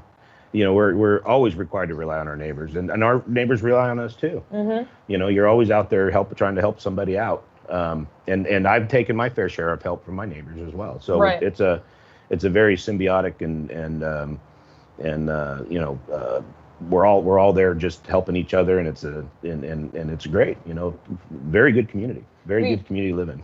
You know, somebody that maybe has a piece of equipment or that you don't have, or you know, a lot of times you get a tractor stuck deep enough in the mud, the only person who can pull you out is somebody else with a tractor. With a bigger tractor. And a chain. Big chain. Adrian had a question. So Sarah from The Delicious said, so it doesn't necessarily have to do with the press, cold press, etc. Extra virgin? Yeah. No, it does. It absolutely does. So cold press is 83 degrees or cooler. It does not go over 83 degrees. So if it were to go over 83 degrees, it's not, you can't label that as extra virgin, and you can taste the heat stress on the oil as well. So we try to keep ours below 80 degrees. 80 degrees is our threshold. We don't want to get up to that 83. So that would be something then, if the olive oil had been warmed, if it come up above 83 degrees, which I would imagine would probably help in the malaxer, right? So heat and light are the worst things for olive oil, the biggest degraders. Well, heat, light, and oxygen. Heat, light, and oxygen are the worst. So you want to keep the oxygen off of it, you want to keep the light off of it, and you want to keep the heat away from it. So store your olive oil in a cool, dark cabinet away from the stove. Well, and that's why we have colored glass. Exactly. Right? So we have colored glass. You've got the lights in the grocery stores will penetrate clear glass. So always look for your olive oil in a colored glass. It filters out that fluorescent light, which degrades olive oil. So let's talk. Well, first, one thing that I thought was pretty interesting. I think all of you got a little bit of flavored oil from when you get an order from. Not from the mill, right? You do all kinds of labels, right? You make all of we tend to we focus on private label mainly at the mill. So a lot of like grocery store labels, imperfect, that sort of thing. So, but when you order from Rosenthal Olive Ranch specifically, it's your mother or your sister that packs the boxes. So in this case, Roland's sister Leanna with those little bottles of flavored oil. Talk about just briefly grades of flavored oil, because you said that it has to taste perfect to be extra virgin. So if you notice on those little small labels, it does not say extra virgin olive oil on there. You cannot call that extra virgin. I mean, even though you can infuse with extra virgin olive oil, it's got another ingredient in there to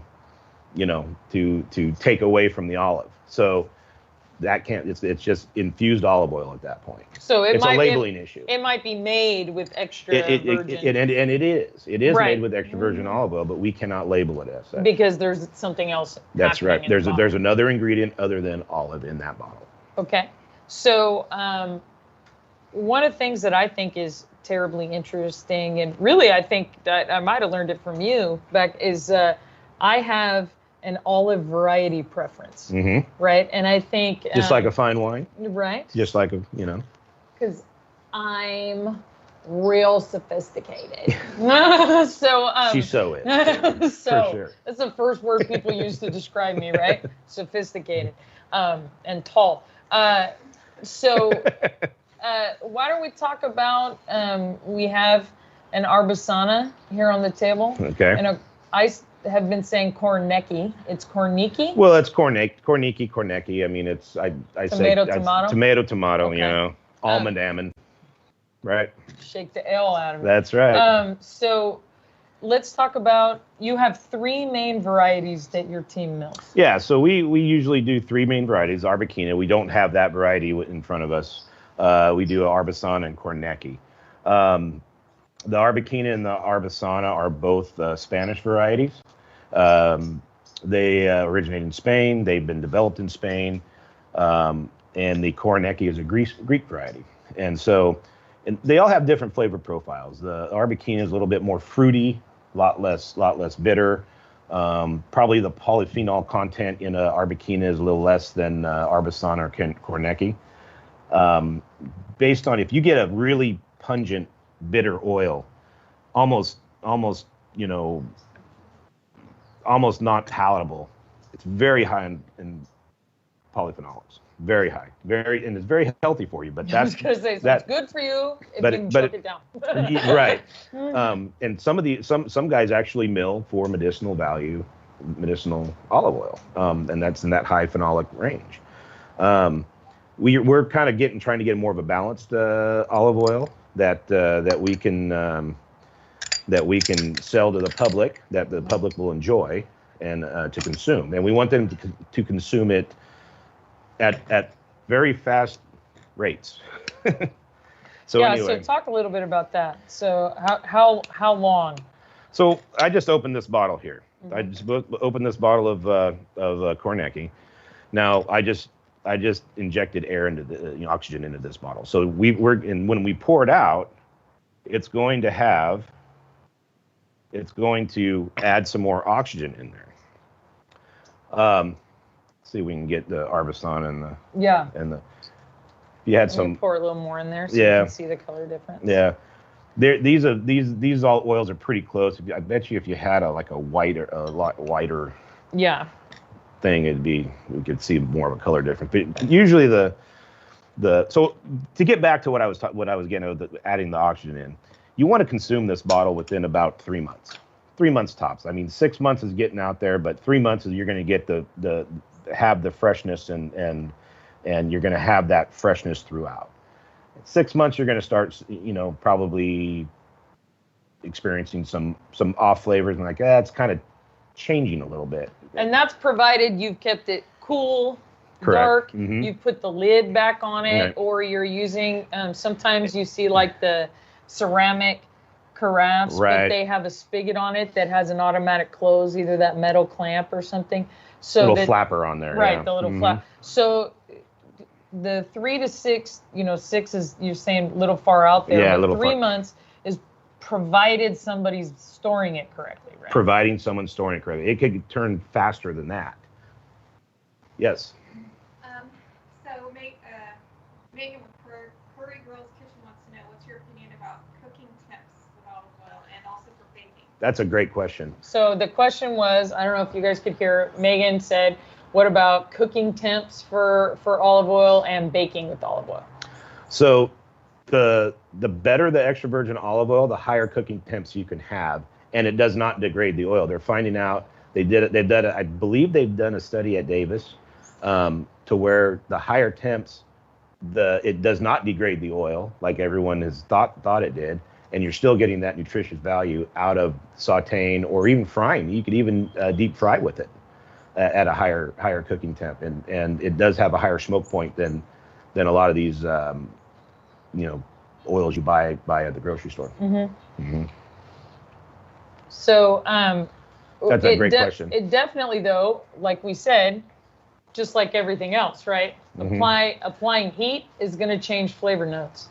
And so I personally, a lot of times I'll choose to, because I live in the San Joaquin Valley, so it's an embarrassment of riches, right? A lot of times I cook with Kornecki, but I really like the flavor of Arbasana, Right. because I like that sort of buttery, softer flavor note. And Kornecki tends to have a little bit more of the grass and pepper. Is that so? Absolutely. So Kornecki is a little bit more grassier, a little bit more peppery, or a little more pungent. Mm-hmm. And if you are going to bake with it, you probably want to bake with more of a neutral extra virgin olive oil. I would go with maybe an Arbequina, something like that, because those flavors, especially if you're doing like a cake or something like that, those sweet flavors they're gonna transfer through a little bit.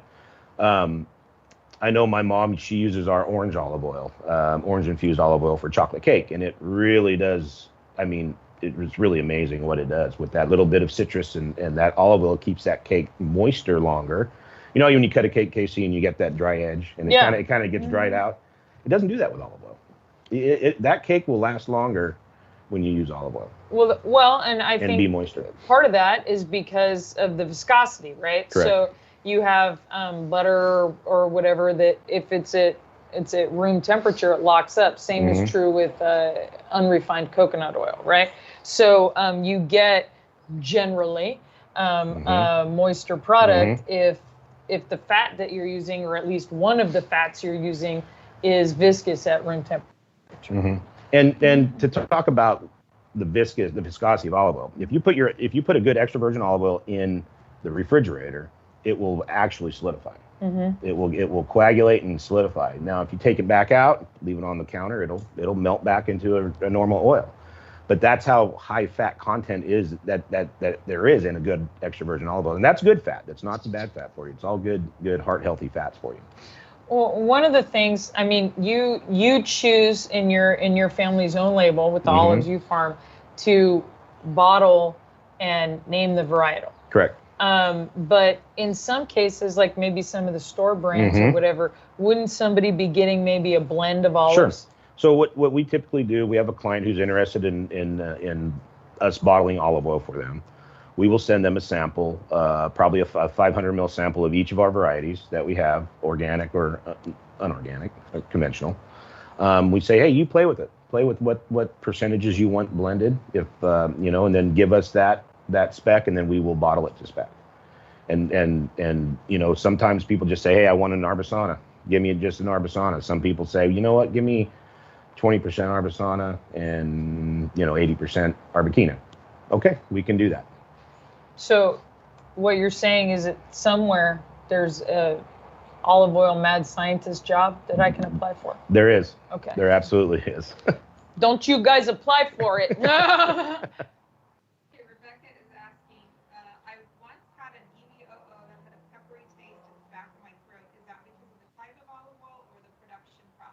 So the question was? That would probably be varietal specific. Yeah. So Rebecca said she had a peppery taste in the back of her throat. Which is a very good attribute. You have, when you're tasting olive oil, you're getting all of these different flavors out. You're getting a peppery note, you're getting a bitterness note, you're getting a pungency, you're getting, astringency, you're getting all of these different things.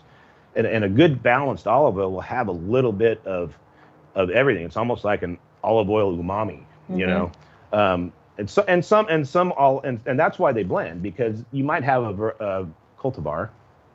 Which is, you remember how I told you for wine, it's variety when it's in the field, and if it's varietal when it's in the bottle. For olives, it's what? Cultivar. Cultivar. So it's an olive variety when it's in the field, but once it hits the bottle, it's the olive cultivar. Well, it could be cultivar in the field too, but whatever. Anyway. But that's why a lot of growers do blend, because for that specific year, maybe we got a little bit too much water, and it's a little bit, maybe this olive oil is a little bland, so we need to kind of fortify that with maybe a Kornecki or something like that. Maybe we have got something that was, we had a drought going through and it didn't get enough water, and so it had this astringency, and it had this bitterness, and it had this super hot pepperiness. So you kind of take some of the other cultivars and blend them together to kind of balance that flavor profile out. So the three that we're talking about are the three most popular and most prevalent in California. Those are the most planted in super high density fashion. Okay. Yeah. But there are a lot of small producers doing a lot of different things, and there's over 75 olive varieties that are planted for olive oil in California. There's probably more than that. Okay. I don't know what that number would be, but it's probably more than that. And then, for eating olives, there's two varieties. So there's probably more than two. Manzanillo, Mission, Sevillano. The California ripe olive people say there's 2. Okay. But yeah, no. Well, for canned olives, right? For canned olives, there's 2. Pretty much, missions yeah. and stuff go into jars. Right. So, but to give you a sense, even if there's maybe 5, let's say, for ripe olives, ish, less than 10. And for olive oil, there's all different. Well, for even those ripe olives, you can make olive oil out of. So it's not like, we're only doing these are olive oil olives and these are cannery olives. I mean, people make a Mission olive. They make a Manzanillo olive oil. They make a Sevillano olive oil, which Sevillanos don't have much oil in them. Or Ascolano. Ascolano is a big table olive variety. Makes a very beautiful oil. Very, very beautiful. Good perfumes come off of it. But it has to be hand harvested, and that's what kills it. Oh, that's the economics of it. Yeah, the economics of it. Certainly hand harvesting versus and then also you talked a little bit in the video, I know, about every time we touch something with human hands, or every time something hits the ground, we maybe have a possible food safety issue. Oh no, big possible food safety issue. So mechanical harvesting doesn't get touched by human hands. If we do drop some olives on the ground, they stay on the ground. That's our policy. It doesn't matter how much it is. If it's on the ground, it's on the ground, and that's done. We can't scoop it off the ground. And back in the old days, I know my grandpa would have it be out there with a shovel, shoveling that in, but that's not anymore. Right. Not anymore. Right. We couldn't get away with operating the way. I think that's indicative in part of California's leadership in terms of food safety, innovation. Number one, you couldn't afford to farm the way we used to farm. But, a lot of the countries that grow some of the same products that we grow have, I guess, the economic benefit of not having to change. Right. Right. Well, here's the thing. They have the economic benefit. We're the innovators. We really do innovate here in California, farming practices, efficiencies, and that sort of thing. We go over to overseas and teach them those efficiencies and those innovations, and they incorporate them into their. It's kind of a humanitarian, situation. But we are plagued a little bit by government and that sort of thing. Well, and that's the thing. If so, one of the things I think is important to know is California, in addition to having being one of the only 2 states in the United States that has heat safety rules for labor. We also have the highest, which is good. I mean, it's good. All of that's good. We have the highest minimum wage. We also, which let me stop you there. Don't mean to interrupt, but yeah, as a grower, we don't make prices. We're price takers, and so when the price comes out of our product, we cannot pass that extra minimum wage off onto the consumer. Now the packer can. They can pass that on. The grocery store can pass it on to the consumer, but as a grower, we take what we get. Right. And that's the tough part, and it's hard to be competitive in a world market. Well, and in part that causes us to be innovators, right? Yeah, absolutely. That's how we end up with super high density hedgerows, because we're not only studying for the farming practices, but California is consistently studying how to do more with less, but do it in an economically and sound, when I say environmentally sound, you and I both grew up, I was in FFA, you did 4-H and FFA. The heaviest thing that they talk to us about is being stewards of the land. That's right. And you don't get to be a multi-generational farmer if you make poor choices with your land. Right. And I think one of the things that you and I, in the conversations that we have not on camera, would ask people to really think about is, as not even just political or voting, but just in general, as you see movements change, as you read articles, think about how will that affect farming? Right. Fundamentally, how will that affect the food supply? How will that affect California grown? Right. in particular? Because there are so many of the commodities like almonds, pistachios, and, walnuts, leafy pomegranates. Right. Leafy greens, figs, so much of the citrus that certainly the country, if not the world, needs California, and particularly needs the San Joaquin Valley farming. And they need that for their food supply and for the innovation advancements for the future.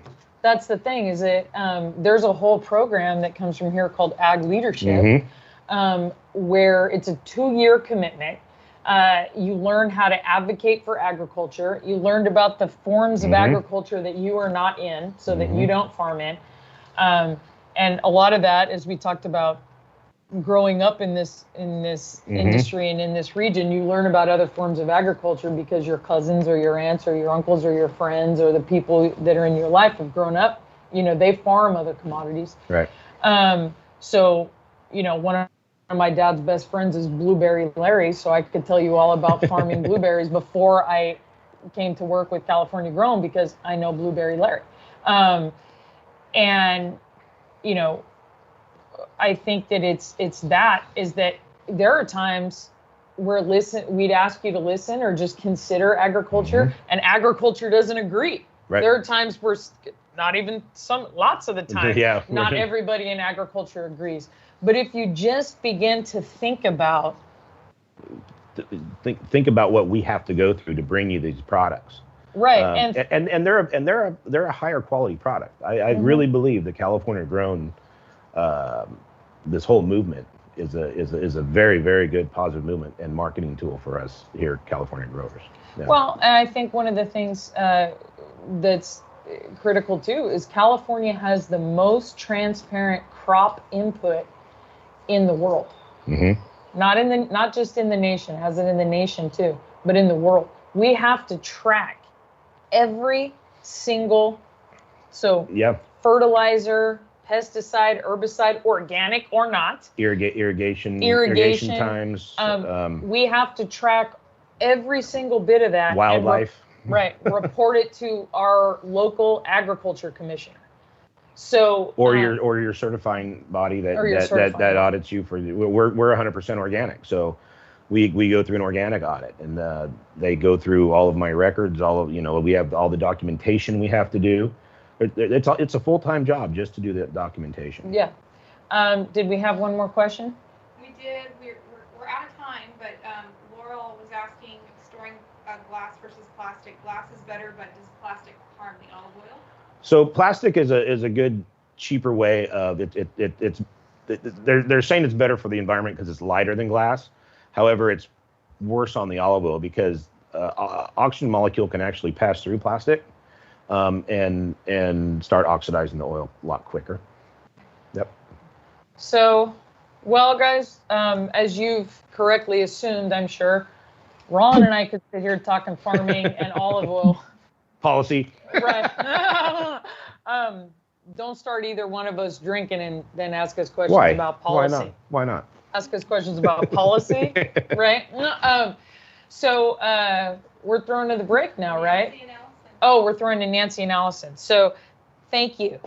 Good thing they gave me a handler, you guys. So really excited to introduce Nancy Light, the Vice President of Marketing and Communications for the Wine Institute. And on the interwebs, you would find that as California Wines. And Allison Jordan, the head of the California Sustainable Wine Growing Alliance. We thought these two ladies were obviously the best people to talk with you about California wines. They're the folks who shipped you those cookbooks and those amazing bottles of wine. And who else are we going to talk to on Zinfandel Day? Because Zinfandel is California's heritage grape. So take it away, Nancy and Allison.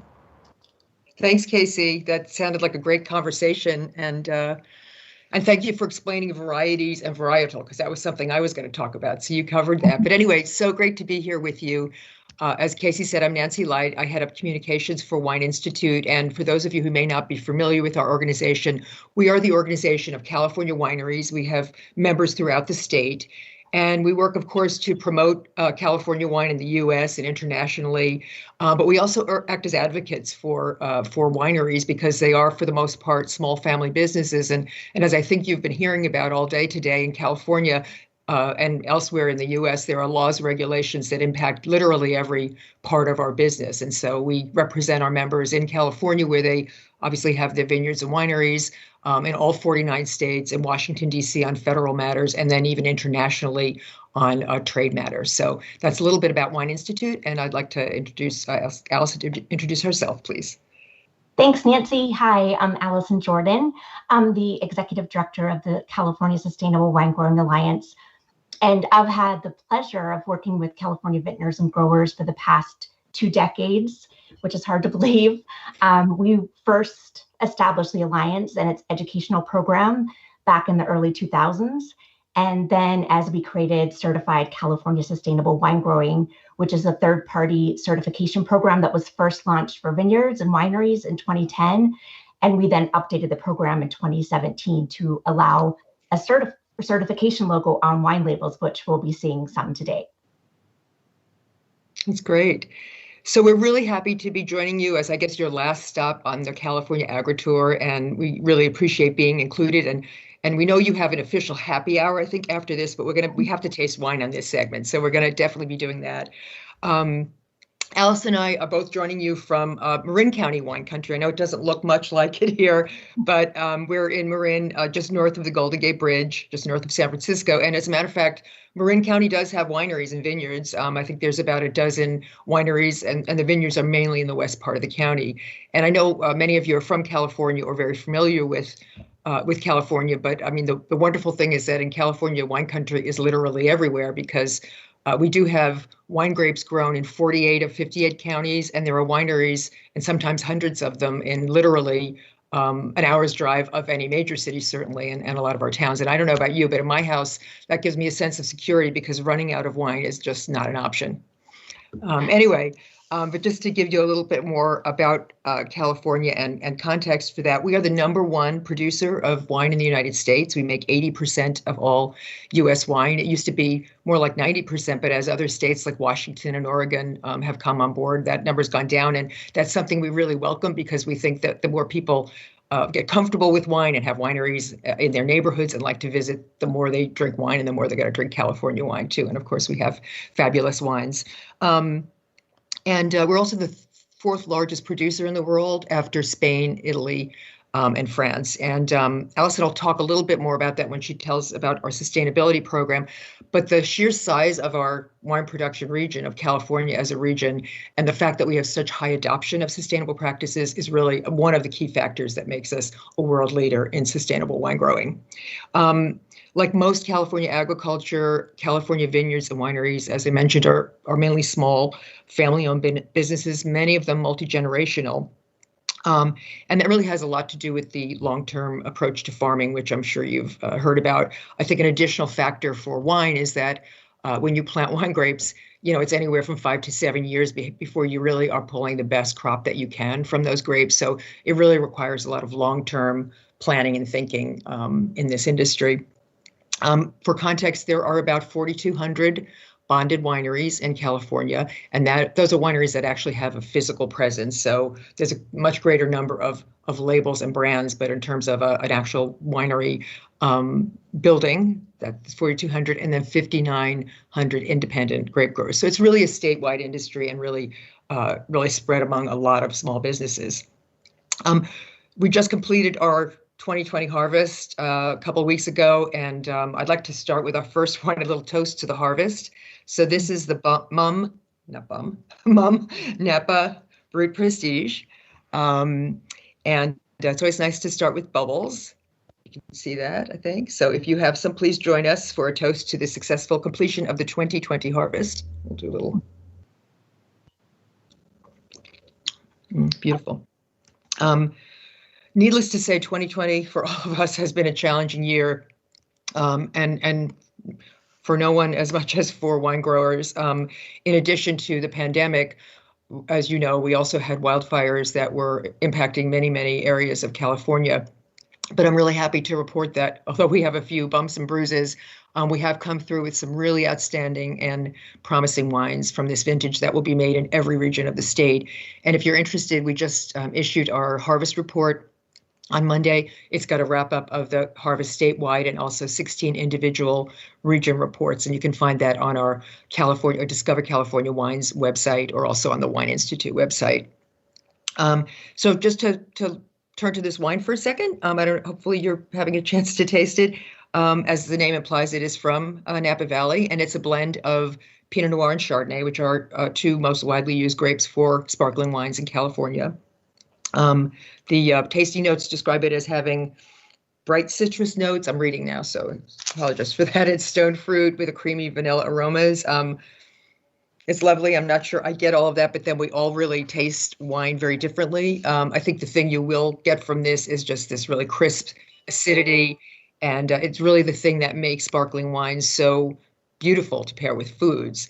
And I know that you're all accomplished chefs and food writers, recipe developers, photographers, so you probably know this, but if you have not had a meal that was entirely accompanied by sparkling wine, it's something to try. I mean, it really is so great with food, particularly Asian food, a lot of ethnic food. And this bottle, this is a really nice wine. It retails for about $26.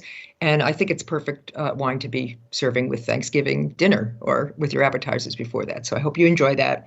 And I should mention also that Napa Mum is the California outpost of Champagne Mum from France, and it was established in the 1970s, late 70s, when a number of the champagne houses established wineries in California. Lately, though, there is really kind of a renaissance and some new producers coming into the sparkling wine space, so we find that really exciting. Speaking of harvest, just a fun fact: the grapes for sparkling wines are always the first harvested. Usually in July and August. So that would be the Pinot and Chardonnay that are specifically destined for sparkling wines are going to be the first that are picked. And that's because we want to maintain that acidity in the wines. And we do grow over 100 varieties in California, from Albarino to Zinfandel. So it really gives us just a great palette and a showcase to match with so many of the wonderful specialty crops in California. And I know you received the book, but just to give you a little bit more information about it, this is a book that Allison and I co-edited. It was written by Janet Fletcher, who developed all 50 recipes in it. But this is really, I think, a great guide to the day you have today. In a way, it's intended as a region-by-region tour of California, and through the eyes of 23 farms and wineries, and just talking about why they do what they do, how they do it, and then most of all, how they embrace sustainable wine growing and what it means to them. So I think that's a great segue to turn this over to Allison now to talk a little bit more about sustainable wine growing. Thank you. Thanks, Nancy. So it's hard to talk when you have some great wines in front of you. So let's start with the wine. The second wine that we're going to be enjoying today is a Wente Vineyards 2018 Morning Fog Chardonnay from Livermore. And it's really a great example of California Chardonnay. It has aromas and flavors of citrus, lemon curd, pear, and some great vanilla from the oak, and it also finishes with a great acidity. And like the other wine, it's a great retail value of $18, but you can find it for less. So let's take a sip and enjoy. I would say that this wine would pair well with cheese, chicken, or fish, also with some grilling outdoors. And I actually think that talking about family wines is one of the simplest ways to understand sustainability. You think about the multi-generational farming and winemaking.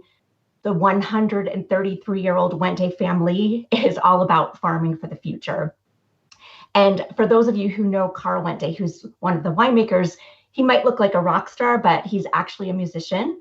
And he's a fifth-generation winemaker who has a deep appreciation for his family roots and for the land on which their family legacy is really built. So I hope that you enjoy their wines. And it's interesting fact that they are also known as the first family of Chardonnay. And this is because over 80% of California Chardonnay wine today stems from that Wente clone. And for those of you who don't know what a clone is, it basically refers to vines that come from a single plant by taking a cutting or a bud. And it's really genetically identical to the original vine. So the Wente clone goes all the way back to 1912, when Ernest Wente, who was in the second generation, persuaded his father and the founder of Wente to import Chardonnay cuttings from France to the Livermore Valley. And he handpicked the best vines. So we get to enjoy the fruit of that today. So I think we've all seen in consumer research and just in our own experience that there really is a growing interest in how wine grapes are grown, how wine is made, also sustainable, organic, biodynamic, and natural approaches. And all of these have been embraced by our vineyards and wineries across the state. Sometimes I think there can be some confusion about these terms, so I thought it would be helpful just to talk a little bit about each of these approaches. So first of all, there are some similarities. I think there is a common environmental goal, and sustainability, organic, and biodynamic all focus on soil health by things like using cover crops and compost. They also focus on integrated pest management. You can think of sheep and beneficial insects and birds that help control weeds and pests naturally. And they also all focus on biodiversity, so preserving local wildlife habitat.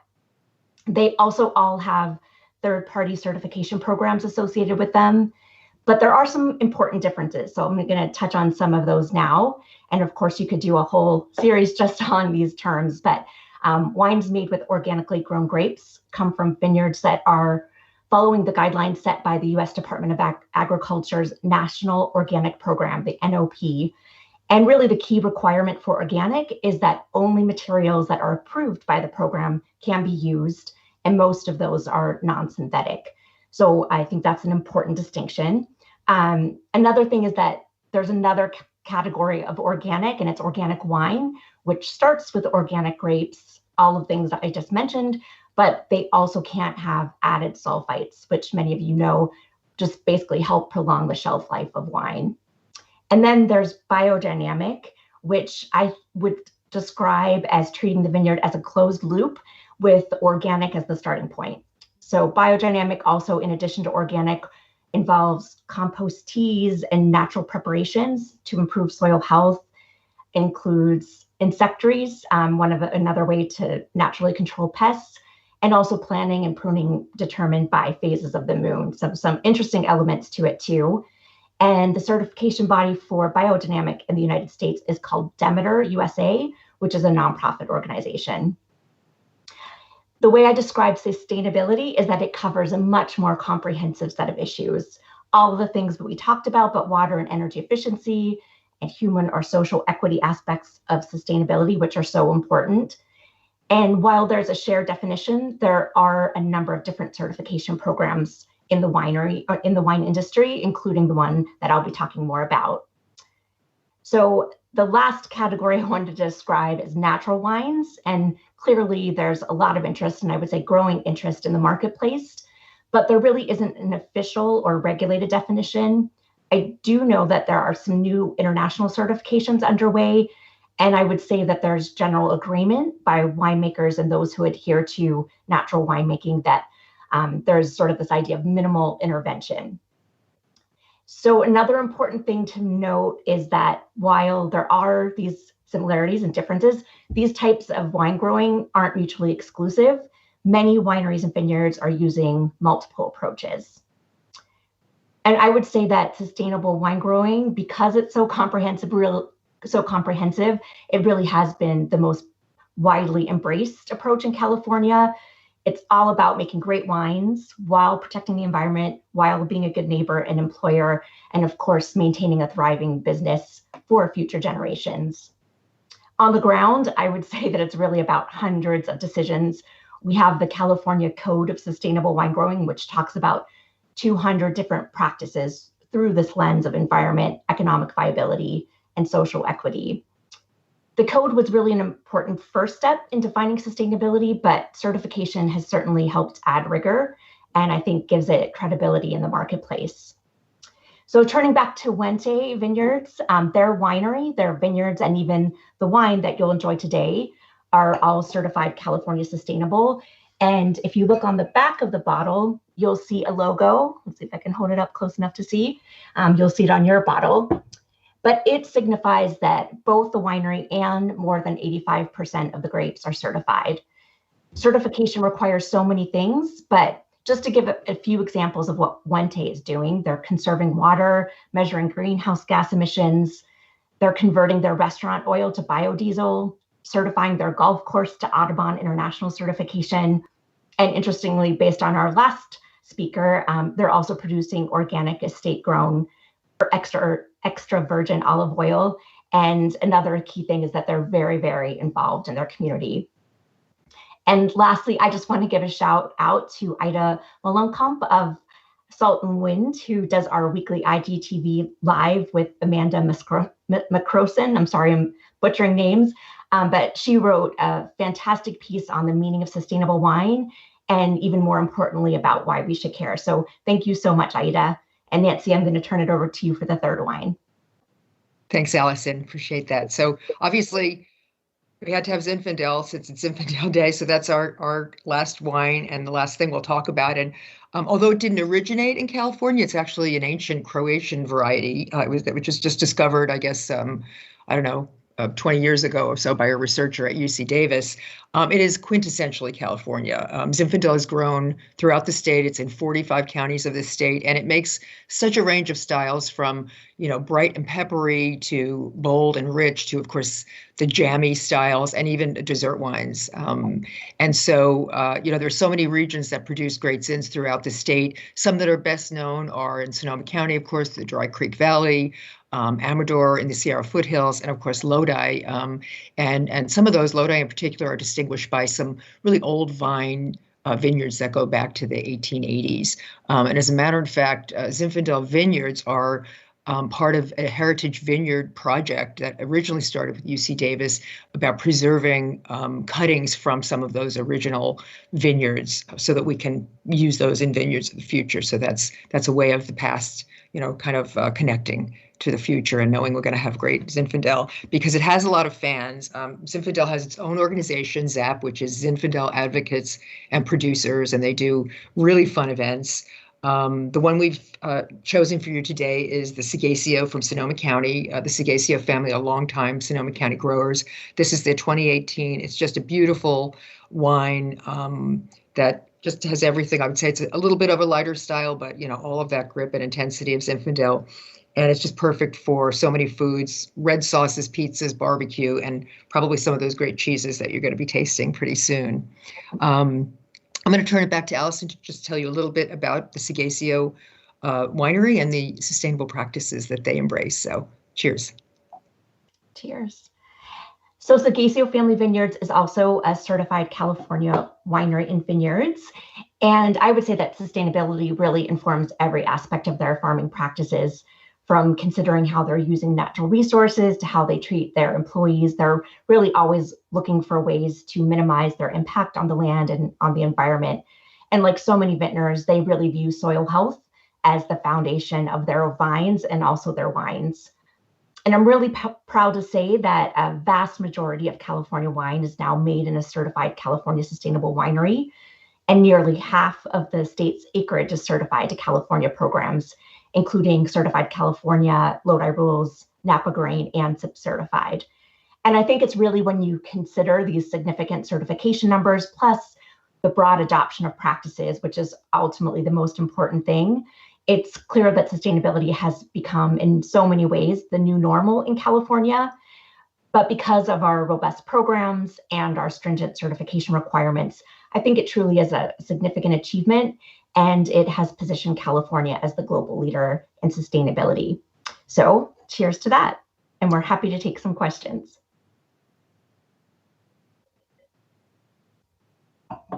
Rebecca or Casey, do we have any questions? And do we have time to take them? We will be answering any questions that you may come up with later as well on, through California Grown. So.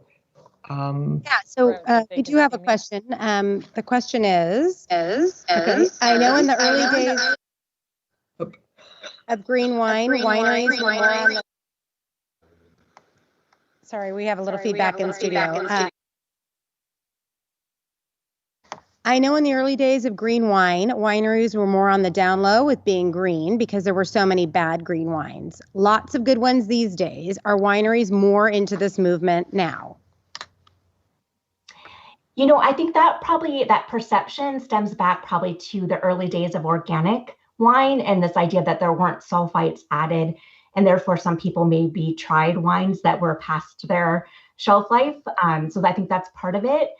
And even when I first started, again, nearly 20 years ago, which is so hard to believe, people were quite shy about talking about their sustainable practices, and yet they were using them. So some of it is really about documenting and telling the story about what really is happening across the state in vineyards and wineries. But I think slowly but surely people are realizing that it's important to tell those stories, both to their stakeholders, their community members, but also consumers and trade increasingly care. So we're seeing it happening more and more. There are those that choose to get certified and not put it on their label or not put it in their promotional materials, but they feel it's important for their own philosophy and for continuous improvement. So I think it's interesting. People just have different ways of communicating, but I do think it's happening more and more.